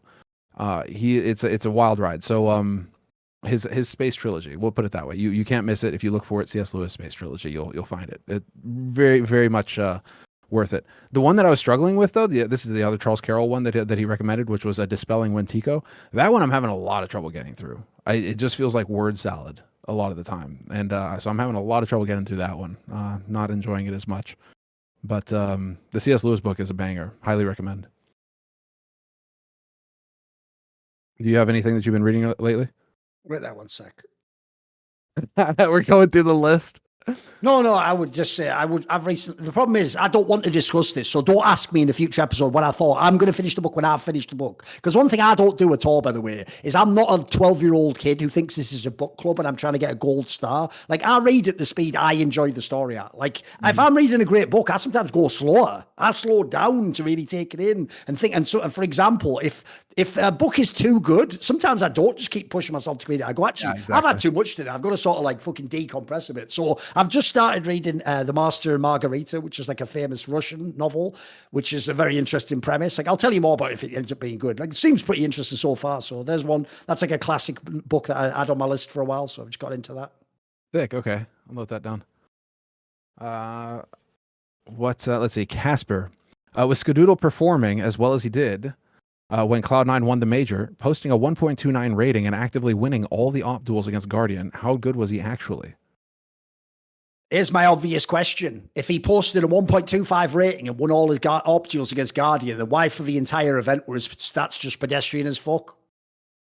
Because it's what? That was one match.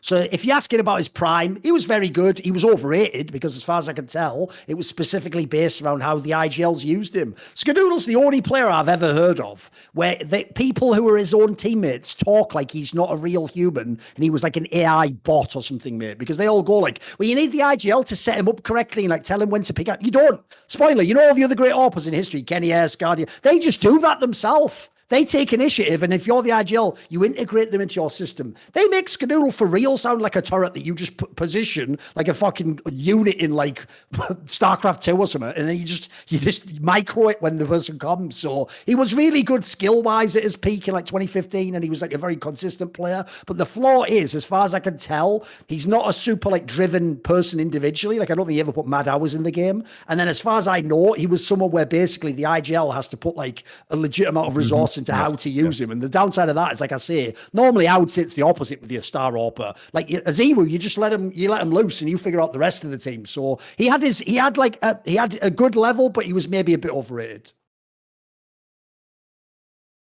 Yeah, I think that's it. All right, Jehal, to what degree do you think Valve should engage in setting up and enforcing a framework for professional play in CS2 outside of events driven by Valve? Should it be up to third-party organizations, or are there things you think that Valve should consider based on the history of and experience with CSGO? I mean, it feels like we've discussed this in the past. I don't really know what Valve can do apart from saying like what antitrust laws or something like ESL. You're not allowed to have a monopoly. I mean, what else are they going to do? They would have to literally step in and start their own Overwatch League or something like that. That's the next step. They're already there with the majors. They already take up a large part of the calendar with the majors. So the only place to go from here would be, okay, now we take over everything. And instead they've got ESL to run the show for them. So there you go. I mean, you nailed it, mate. Yeah. The real problem is like Valve can do anything they want. Valve literally issues the licenses to run tournaments in the game. So if they want tomorrow, they can say, ESL, fuck off forever. You can never run Counter-Strike again. But as you said, this isn't Riot Games. They don't want to run the circuit themselves. So in a world where they want someone else to run the circuit, quite frankly, ESL is their favorite customer right now, right? Like they're the people who want to run your circuit for you. And then you just pay some of the prize money for the major. Like I actually think Valve get a very good deal out of the way that the circuit's set up. I don't think they would change anything, man. No, I think that they're pretty much there. And then eventually, I mean, I think we'll still see Blast get purchased. Either they go out of business or they get purchased by ESL. And then, or the others, or the rivals, or the Qataris, or the fucking, as we say, the Abu Dhabi people. There'll be some group of people will come in and buy them, yes. Architect of Korean esports-based Joe. Does NA actually make the best place for events in CSGO since their teams are so dog shit it's essentially a neutral site? Without going into some bigger issues, just look at what the requirements are to enter the United States right now. I would say, no, they don't make the best place to have a tournament. They did that, not me. And spoiler, I'm not at all surprised, Semmler, that Virtus.pro is dropping out of fucking Rio or whatever, Dallas or whatever. Yeah. Like these... It's not that easy to go to some of these countries. Like, I'm sorry. The other reason why when Team Liquid complain about CS, it's like, bro, you are aware, like Europe's the best place for us all to go right now. It's the only place everyone in the world can go for a tournament. So it actually just makes sense to have all the tournaments there, I'm afraid. America used to be a banging spot 4 or 5 years ago. It just hasn't been ever since we went online, has it? It's all got ruined. Yeah. That's the way things are, isn't it? That is pretty much it. Unless things change. I mean, you know, it's like you're always going to have... You're always going to have Columbus Major. Like there have been events there that have just been awesome, and the fans are always awesome. The crowd in general is pretty good. Yeah, I don't have any problem with American crowds. It is sick. It is still one of my all-time favorite events, MLG Columbus. So I mean, like you still have that, and you're hoping it's not rose-tinted glasses and that you couldn't reproduce that in the future, because I think you could. And it is a good point you're making in the sense that neutral territory. The thing is that Cologne is neutral territory in a sense, and everybody in Europe can get there, and you can get there easily from everywhere else as well. So it's, you know, Cologne is kind of the better place if you wanted to say neutral. But yeah, I get where you're going with this. All right. Divorce lives in Lucky's shadow. Will Alkesib haters be forgiven on Judgment Day? I don't know. We're about to find out if NiP survive. If NiP don't survive this RMR, I think actually though, that they're going to go down. If they lose their next match, they'll still go down to this last chance, but then they have to go up against FaZe eventually to get out. So that's not going to be easy either. What do you think? Do you give mercy to the haters? In what sense? I think he's just saying tongue in cheek. Will they be forgiven on Judgment Day? As in that they didn't believe, that they had too little faith in Alkesib as the IGL to lead all IGLs. I mean, I just don't understand what people hate on with Alkesib, mate. I don't get it, because here's the weirdest thing.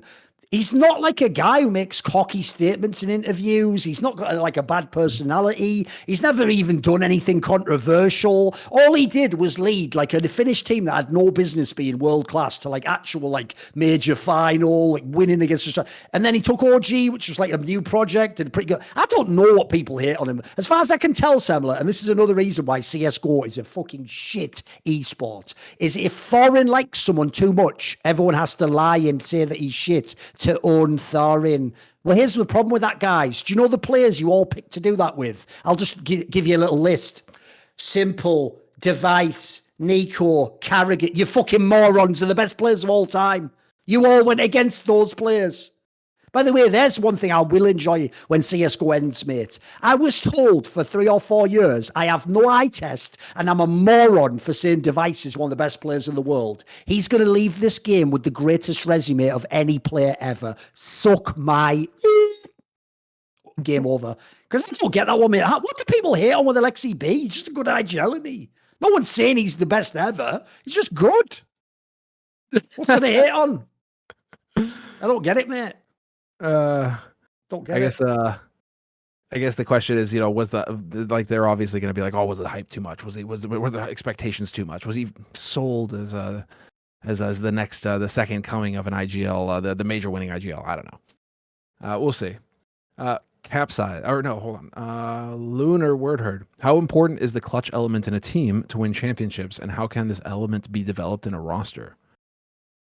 Ooh, do you subscribe to that? It's a case of either you have it or you don't.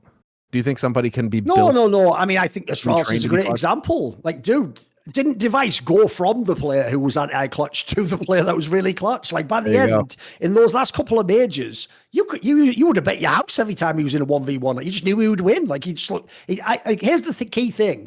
I do think if generally you start your career out as someone who's not clutch, then usually that is the way it goes. Like, you do tend to struggle for a long time. Meanwhile, a lot of the players who were very clutch, Shocks is a classic example, that does seem to last even towards the end of your career. Like, there's something inherent. But I do think that if you are a really great player, it is sometimes possible just through experience to sort of tick over and become more in that regard. I just think it's very rare that it happens. It's so difficult to pull off. It's so difficult to, I mean, well, you see just how difficult it is, where, I mean, it takes years of tournament experience, and then maybe even then it doesn't pan out for you. It's just that we always have, like you pointed out, device. I don't think there's, put it so on the part of like, can you train them? I don't think you can do that. Or at least if you could, it wouldn't be the IGL or the team. It'd be something like working with sports psychologists or something. Maybe that could help you a bit, but I actually think that whole topic's mega overrated. I'm so bored of people. One of the shittest metaphors of all time was people taking the metaphor that the human brain's like a computer and actually treating the mind like a computer. Like, it doesn't work that way. You don't just push these buttons, now you're clutch. Like, there's so much more complicated than that, isn't it? Like, come on, guys. Like, there's no easy fix to problems of the mind, for fuck's sake. So it's the most complicated area possible. You could, there was a speech that was really interesting on that topic, Aldous Huxley's Berkeley speech. You can go and listen to that if you want some insight. Capsize, which is the best Seinfeld episode in your opinion? Do you watch Seinfeld? I haven't watched it since. One of my favorites of all time, yeah. Okay, then. Do you have a best episode?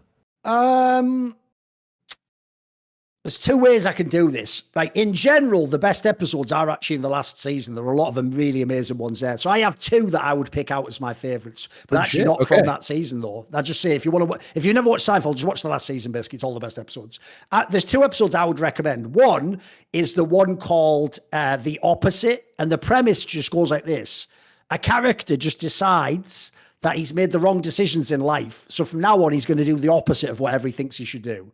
So you can imagine what an amazing concept that is. That's just a really good episode. And then the other one is, there's one called, I'm not actually sure what the name is, but people will know it's a 2-part episode. It's the one where the premise goes, you know how in America, famously, Semmler, when you buy a bottle of like Sprite, it'll say on the back of the bottle, like, you get 5 cents for bringing it back in New York, but it'll always have one weird territory. Like, but in Oregon, you get like 10 cents for bringing it back. There'll be a weird thing like that, right? The premise goes, there's an episode like that. So Kramer comes up with the idea that they're going to fill a truck with bottles and just drive to the state where you get more money. And that's how he's going to get extra cash out there. So you'll have to watch it. Like it might even be called the bottle deposit or something. Like those 2 episodes, just the premises of fucking bangers on these 2. Like you can already see where the comedy comes in, All right, perfect. Dude, I had that's the thing. I remember enjoying it, but I haven't watched it in so long. But I remember watching it because it was always so good. Like it was always on TV. It was one of those things where it's just like it was just on TV, so you watched it. All right, weakest. Was Happy ever considered a star player, and how, if at all, did his baiting style of play at the end of his career tarnish his legacy in CS:GO? If you don't know, I'm actually weird in the sense that when they won that first major as LDLC, I actually gave them MVP to KSCERATO. Everyone else gave it to Happy, if you don't know. He was considered the star of that team. In fact, that's why when he became bad, everyone hated on him because he actually called in a very selfish way. Like, he really was like blame F and complexity. He was just lurking. He was getting all the kills and they were losing the game. When that happened, yeah, it looked terrible. But the problem is, once upon a time, he did that and it worked. Like, he would be on his own, he'd get all the kills, he'd bait, but the death ball would work and they'd win the game, and it made them really hard to play against. So once upon a time, yeah, he was absolutely one of the best players in the world. The problem is it just only lasted about a year or something, Right. He fell off pretty hard, didn't he? He did that, and he got so much flack and so much criticism, and then that probably did close doors for him afterwards with future projects trying to make. He's also very stubborn though, like him as a person. The problem is he just thought, essentially, if people don't know, I don't know if to this day he ever actually acknowledges that his game fell off, that he thought everyone was just hating on him or something, didn't he? Like, what the fuck? I don't get it myself. All right, Conde. I mean, we have maybe like 10 more questions. Do you want to do it in one run, or we can save some for the next episode? Well, let's go for now and see how long it take. Okay. Let's see. Conde. Counter-Strike 2 update is coming out this summer. Which players do you think will adapt to new changes quickly, and for whom will it be difficult? First off, I think the obvious question. I mean, who do you think? Well, who do you think? Like, I think you obviously can't name names, but what you can say is, okay, I think the younger players who have fewer responsibilities and who can grind the game 12 hours a day are going to they're going to adjust faster because they can put more time and more effort into getting good at the game. There you go. If there are significant changes, i.e., to mechanics, movement, those kinds of muscle memory things that are going to be necessary. There you go.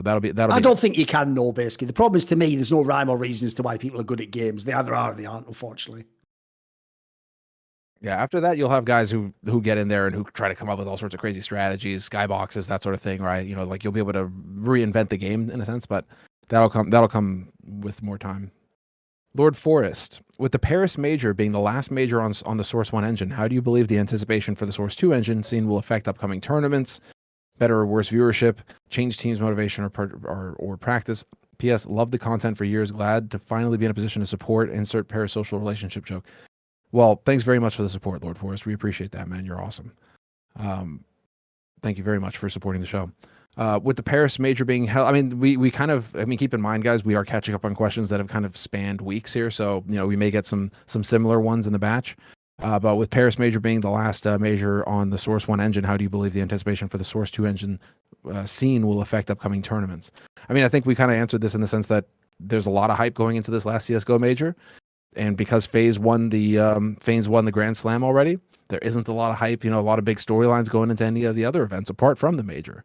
So it pretty much is a full focus on the major. And then I expect everything to wind down going into the summer break, and then all the hype to be built up for, everybody switching over to CS2 when that goes live in the summer. You have anything you want to add? That's all good. Kaike, is ENCE playing really well, or are their opponents just playing bad, or is it just a mix? I'd say a mix. Like, ENCE is playing well. They've had some really good matches. Like, the Nerds guy did turn out to be way better than Valde. No one knew how good he'd be. It's just the problem is I have to see a bit more sample size. Like, it's their wins over the big name teams. I don't really know if I'll buy some of those. Yeah, you can always have an off day. Like, your opponent can have an off day. You can have an above average day, and then the stars align, and that happens. I mean, they're going to get tested now. As we're recording this, the last round of the group is coming together. Group B is coming together for EU. And they're going to get tested now because ENCE are going to go up against Cloud9. So that'll be a best of 3 format, studio environment. That'll be a test. I mean, you can't ask for much more of a test than that so far in this group, apart from going up against like G2 or Heroic or Vitality. I mean, you're going to go up against Cloud9. This will be a real test for ENCE to see if they've got the chops or if they haven't quite got it. The other matchups real quick. NiP will go up against Big. Aurora will go up against Forza. So NiP Big, I mean, I feel like NiP really, they probably got the best one there, actually, out of the remaining 3. What do you think? I mean, in theory, on paper, they should be able to beat that team. It's not even that good anymore. Yeah, Big are really, it's a struggle bus for them. Kind of feel for Tabson in a way. Okay. Porthos, what is an underrated classic that more people need to watch or read? Whatever classic means to you, book or movie. Underrated classic, but I mean, if it's a classic, then it's not underrated. But I don't know. What is an underrated classic that more people need to watch or read right off the top of my head?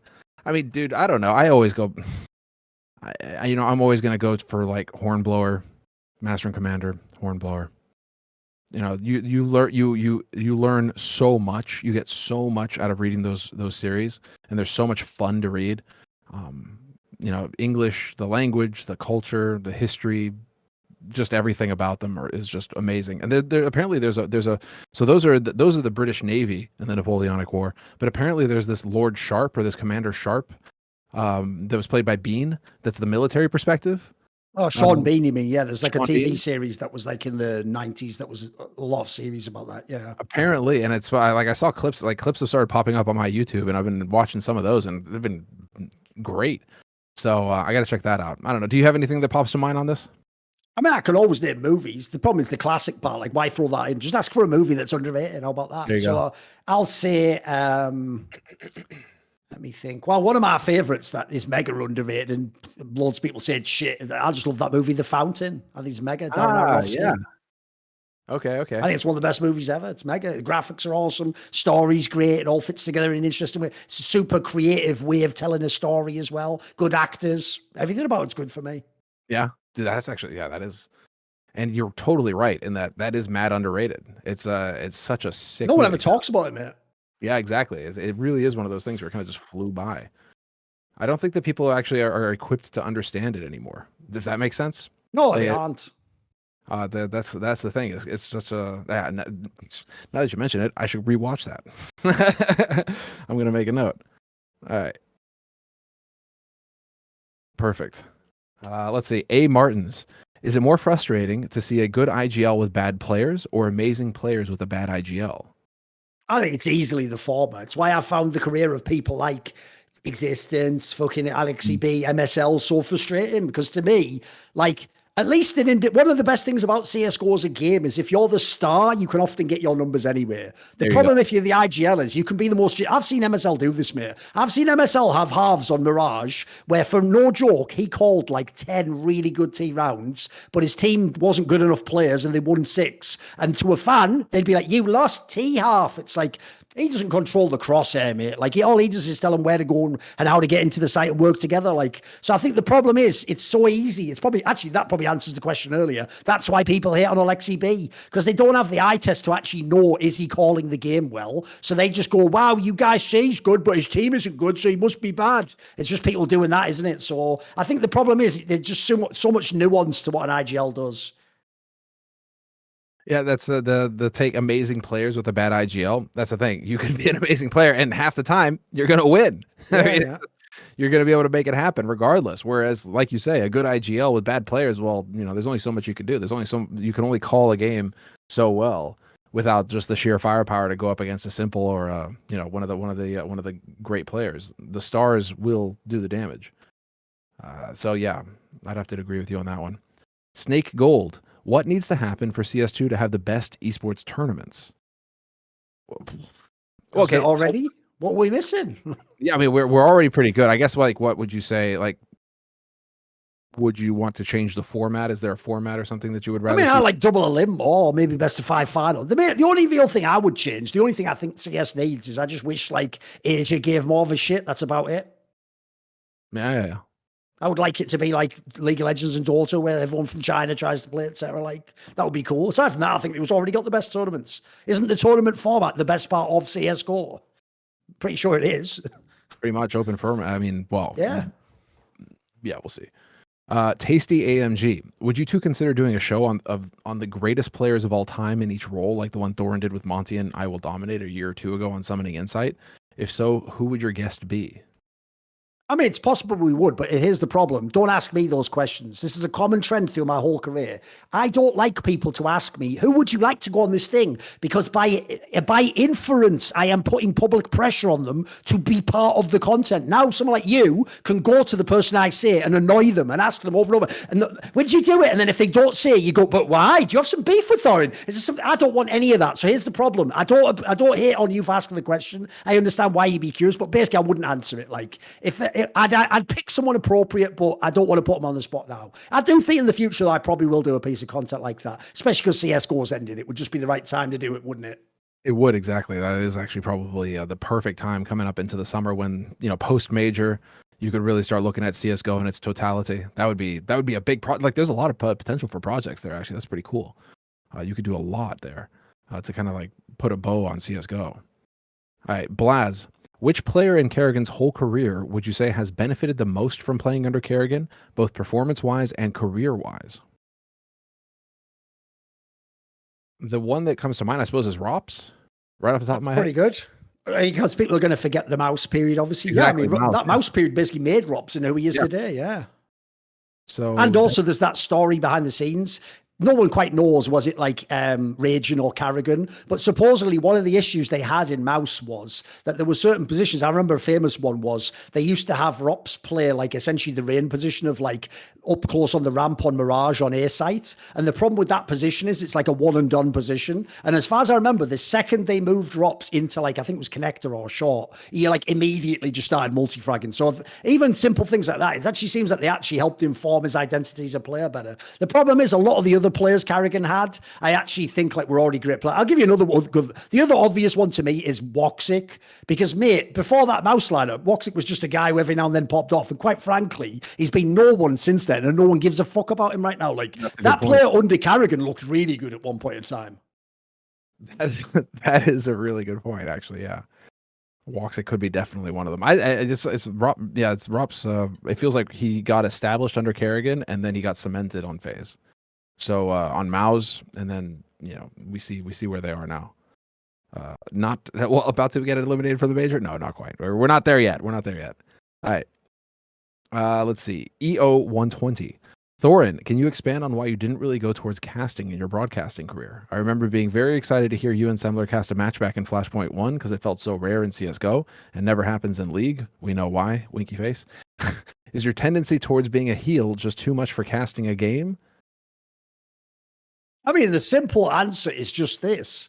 People were just incredibly negative when I did all the casting. So since I was never someone who was enamored with casting anyway, like I don't mind it. To me, I actually prefer analysis. I like to just do short bursts and just get all my points ready and have a funny angle. Like I'm not against casting, but basically I've told people like Dost this and Launders this forever. It's like, I think it's the hardest gig in the world if the people don't like you, mate. Like there's no thing of like, but I'm the best, but it doesn't fuck all the haters. Like the haters are the people who have to watch the game, mate. So the problem is, this is why in my opinion, Dost's just never made it. It's not that it has nothing to do with game knowledge or ability. People just on some level don't vibe with Dost. I don't know why. And so the problem I always told him was this, mate, they can dislike you as a heel for 30 seconds on a desk. They can't dislike you for 2 hours. They're just going to lose the patience with you. So essentially, even though I get the vibe, some of it was just haters being shitters online. If enough people don't like my style of casting and it's not my main thing anyway, then what's the point? There's no point swimming against the stream. And also there's a million other people who want to be a caster. So what I did instead was I carved out my own niche on the desk. I just think it made more sense for everyone. That is the big, it really feels like you did just master the desk and that was your realm. And there was really no reason to fuck around with it. Why would there be? There's too much for casting a game. I mean, you have casted. But here's it. There's a world where I could have been a caster, but it would have been like this. I always thought the best would have been if it was like a tri-cast, and I just every now and then insert a thought, you know, maybe like that would have made sense. But the idea of like me being the permanent color commentator, I think I could do it. Like, by the way, fuck, there's no humbleness in it. I think I could be really good, but if people don't like it, they don't like it. Like at the end of the day, people are supposed to. This is the ultimate thing I think about casters. By the way, all you guys out there who are like, I think that Bardolph is better than like Scrawny. No, that just means you like Bardolph. That's it. I actually think about 90% of casters, you just like the personality of the person casting. If you like him, you can forgive so much. If you don't like him, you can't forgive anything. That's just casting, in it, you know. It's why, by the way, as a caster, it's really frustrating seeing all the people on Reddit tell you that the guy who's half as good as you is 10 times better. It's like, you just like him more, you know, like you guys don't know what you're talking about. And it's totally subjective. And again, like being a caster, at least with analysis, it's, you could, there's storylines, there's all sorts of stuff you can do, and you can make it snappy, sharp. And of course, when clips were allowed on Reddit, you just dominated that because you always had like really incisive stuff. As a caster, it's so difficult to judge the value of your work because you're not seeing any rise in viewership. You're not having any meaningful impact in terms of the viewership numbers, right? The people are tuning in to watch the game, no matter who's casting in general. So it really is difficult to judge like what is the value of your work and what kind of impact are you having at the end of the day, and not only justifying it to yourself, but also justifying it to your employer who's paying you money. You know, why are they paying you that much money if they can replace you with the next version of a caster who the community likes right now and who costs a third of the price, right? It's a really it can be a pretty brutal headspace to operate in, and that is definitely one of the things where it's just like, if you could avoid being a caster for that perspective, like, yeah, okay. I get it. All right, Cheesecake Enthusiast, what would it take for you to join and participate in a Twitter space? But Twitter space is like this group stuff that they like. Basically, isn't it just a stream? Yep. It's just a stream that takes place on Twitter, right? Like an audio podcast live type thing. Yeah, exactly. Right. So the answer for me is none. I'm just not interested. I don't know what the point would be. What's different from what I do now? Exactly. Yeah. I mean, that's not for me. Yeah, no. It doesn't really seem to make sense right now, at least. Although I wonder if you were to do it, like what your reach would be considering the following numbers that we have on Twitter. How many people could you get to tune in? Is there a chat? Is there some way for people to interact with you, or something like that? Who knows? The problem with that is the algo doesn't work that way anymore. You don't have 200,000 followers. You have however many the algo decides to push it to that day. So half that shit doesn't even mean anything anymore, does it? It's true. It's true. Yeah, definitely. You know. All right. It's Young Badger. If you could commission a documentary for a specific CSGO team or player, which would you choose? I mean, I'll tell you what an obvious banger would be. Imagine doing one about the Titan that Kaylee got banned from right before the major. Wouldn't that be a fucking amazing documentary? That could be like a 30 for 30 or something. Yeah. And then obviously, oh yeah, that would be good. Especially if Kaylee would like do an interview with it. Imagine he actually answered the questions. Like, that would be fucking amazing, wouldn't it? And there's been enough time now. Perhaps you could do it. Why not? He may even be willing to. Think about it. That'd be wild. And if you just pay him, maybe he'll do it. Who knows? Yeah, probably. I mean, if you could, it's like for specific CSGO team, that is such a good one. I mean, the other one, how would you do it? The one that actually just sprang to mind for me, I don't know if this would be interesting or not, but dupreeh is now the only player to have attended all majors from the beginning of CSGO to the end. Because Vitality just qualified, so you could do some kind of storyline for dupreeh, because you have that whole period at the beginning where they were a choking mess, and then they slowly get better to the point where then the Astralis era happens, and now you have him here where he's still attending. Although I don't know if you end on a high note. I mean, Vitality would have to go deep in the tournament and be competitive. It's not like he's having these like crazy individual performances right now himself either. But just on the merits of making the major each time. Could be interesting from that perspective to have this kind of like storyline built around him going forward. Just an example. Chinulada. On which team would you like to see Forest, if any at all? The problem here again is the question is, am I doing it for Forest or the team or me? Because if it's for Forest, put him on the best team you can. If I'm talking about like CS, it realistically, I actually think logically, by the way, he should be on a team like Apex. That's the sort of level you should be There you playing. go. Yeah. You know, you'd be in the mix. You wouldn't be a top player, but there's some value to still have in here. You could probably get a nice little salary. I would put him on here's the thing. They all want me to do this. I'm like, he's on FaZe Clan now. Like, why would FaZe Clan want him is the point though. So I think it's just fairer for everyone if he's on a team like Apex. There you go. Or ENCE or something like that, you know. Well, there you go. Yeah, I pretty much agree. Like a tier, just, tier 2, cusp of tier 1. He still has firepower. It's just a question of time. It's always a question of time with, are they going to be able to invest the time necessary, because it's online qualifiers, relentless online qualifiers if you're not in the space, in the Louvre agreement space. So would he be able to actually, commit to that in that sense?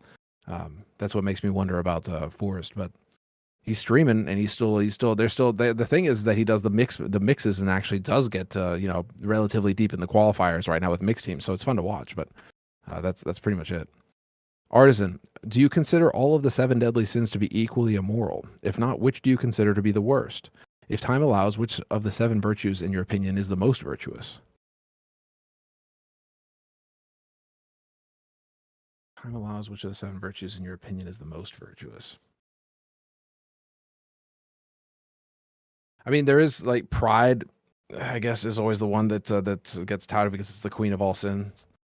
Pride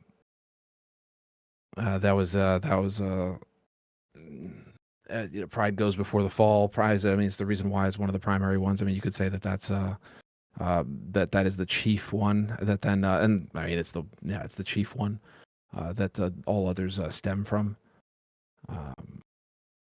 So I wouldn't say that I would consider them equally immoral. There's probably grades to it. I haven't put much thought into this particular question in a while now, so I don't even know really how to approach it.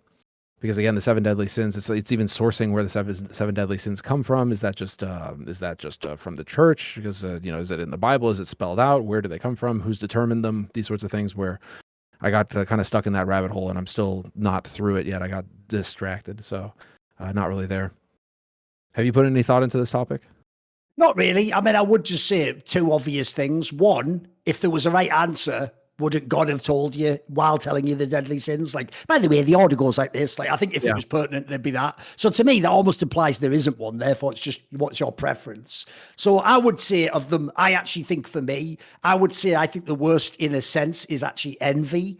Because here's the problem. You can find reasons behind all the other ones as to why it might be justified that you'd feel this way or you'd have a horrible thought. But here's the thing. If you are envious of other people, you will ruin everything about your life and potentially theirs if you can. Because think about it, right? One of the worst things in the world is the idea you can't even allow someone else to be like, enjoy life or to succeed. Everything that happens to them, you have to selfishly relate to yourself. Like, that should be me. That should be that. That makes you just like a little demon, in my opinion. Like, I know that sounds like one of the lesser ones, but like, I think if you have that as a problem, that's a mad red flag on your character. And then if I spin it the other way, I actually think for virtues, people would pick all the classic ones like charity, whatever. I actually think a mad underrated one's just patience, mate. I think it's really hard to be patient with people. And if I think of the people I consider the best people, they are people who have mega patience and restraint, and they can sort of like allow a situation to unfold without jumping in too fast. So I'm picking these more just my own subjective reasons. I don't really have like some grand reason why, No, it's hard to have like the whole grand reason unless you're kind of based in the philosophy and the theology of it, and then at that point it's all up in the air as well. After this, it's like, oh, the 7 deadly sins. Well, is this Dante? Is this where are you getting this stuff from as well, right? So and then you have to go for the sources. You have to figure it out. So again, in passing like that, patience is a good one too. Nice. All right, Wizard, for the best overall narrative storylines and match, which 2 teams would you want playing in the finals of the last CSGO major? I think, well, already we kind of touched on this earlier. I mean, I think the big storyline for me, at least going into this major, is just to see if G2 can make it and if NiKo can win a major, because it's pretty much all on the line for him. And the CSGO major, he has to make it happen. It's now or never, literally. So I feel like, at least as far as one team is concerned, it has to be G2 in the final. To me, what actually makes this easy is that obviously FaZe was the team that just won the Grand Slam.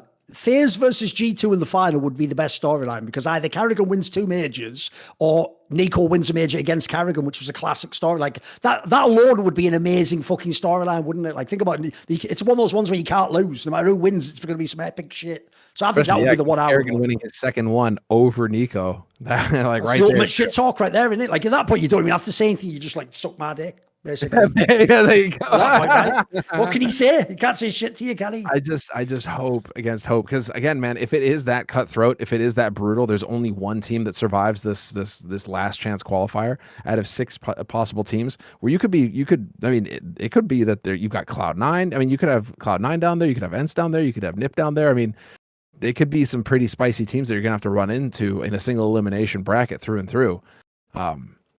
Yeah, seeing whether or not FaZe can pull it off is going to be a big deal. This will be fascinating. I certainly hope so because it would be tragic to see FaZe get knocked out.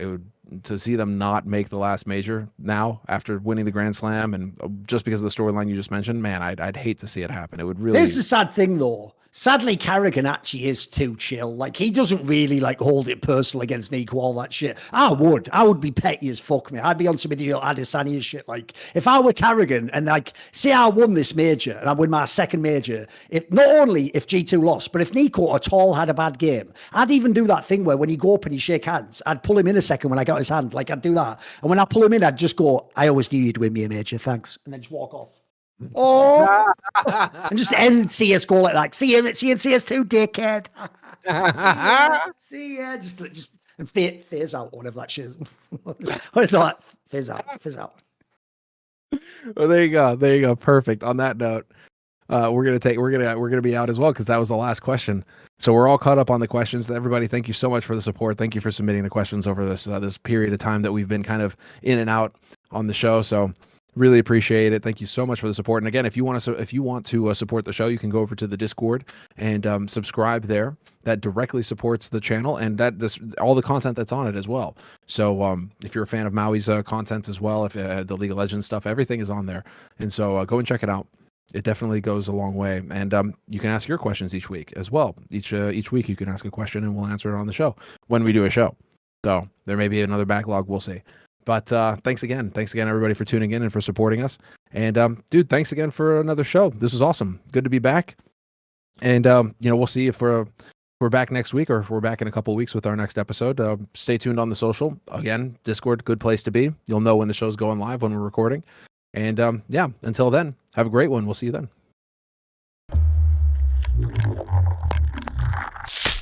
Chris is still in the picture. Oh, I'm still very much in the round. Oh, Chris, he's found 3. It's down to a 2-on-2. Chris, can he close this with an ace? Oh my God! Gives him a chance at least, and this season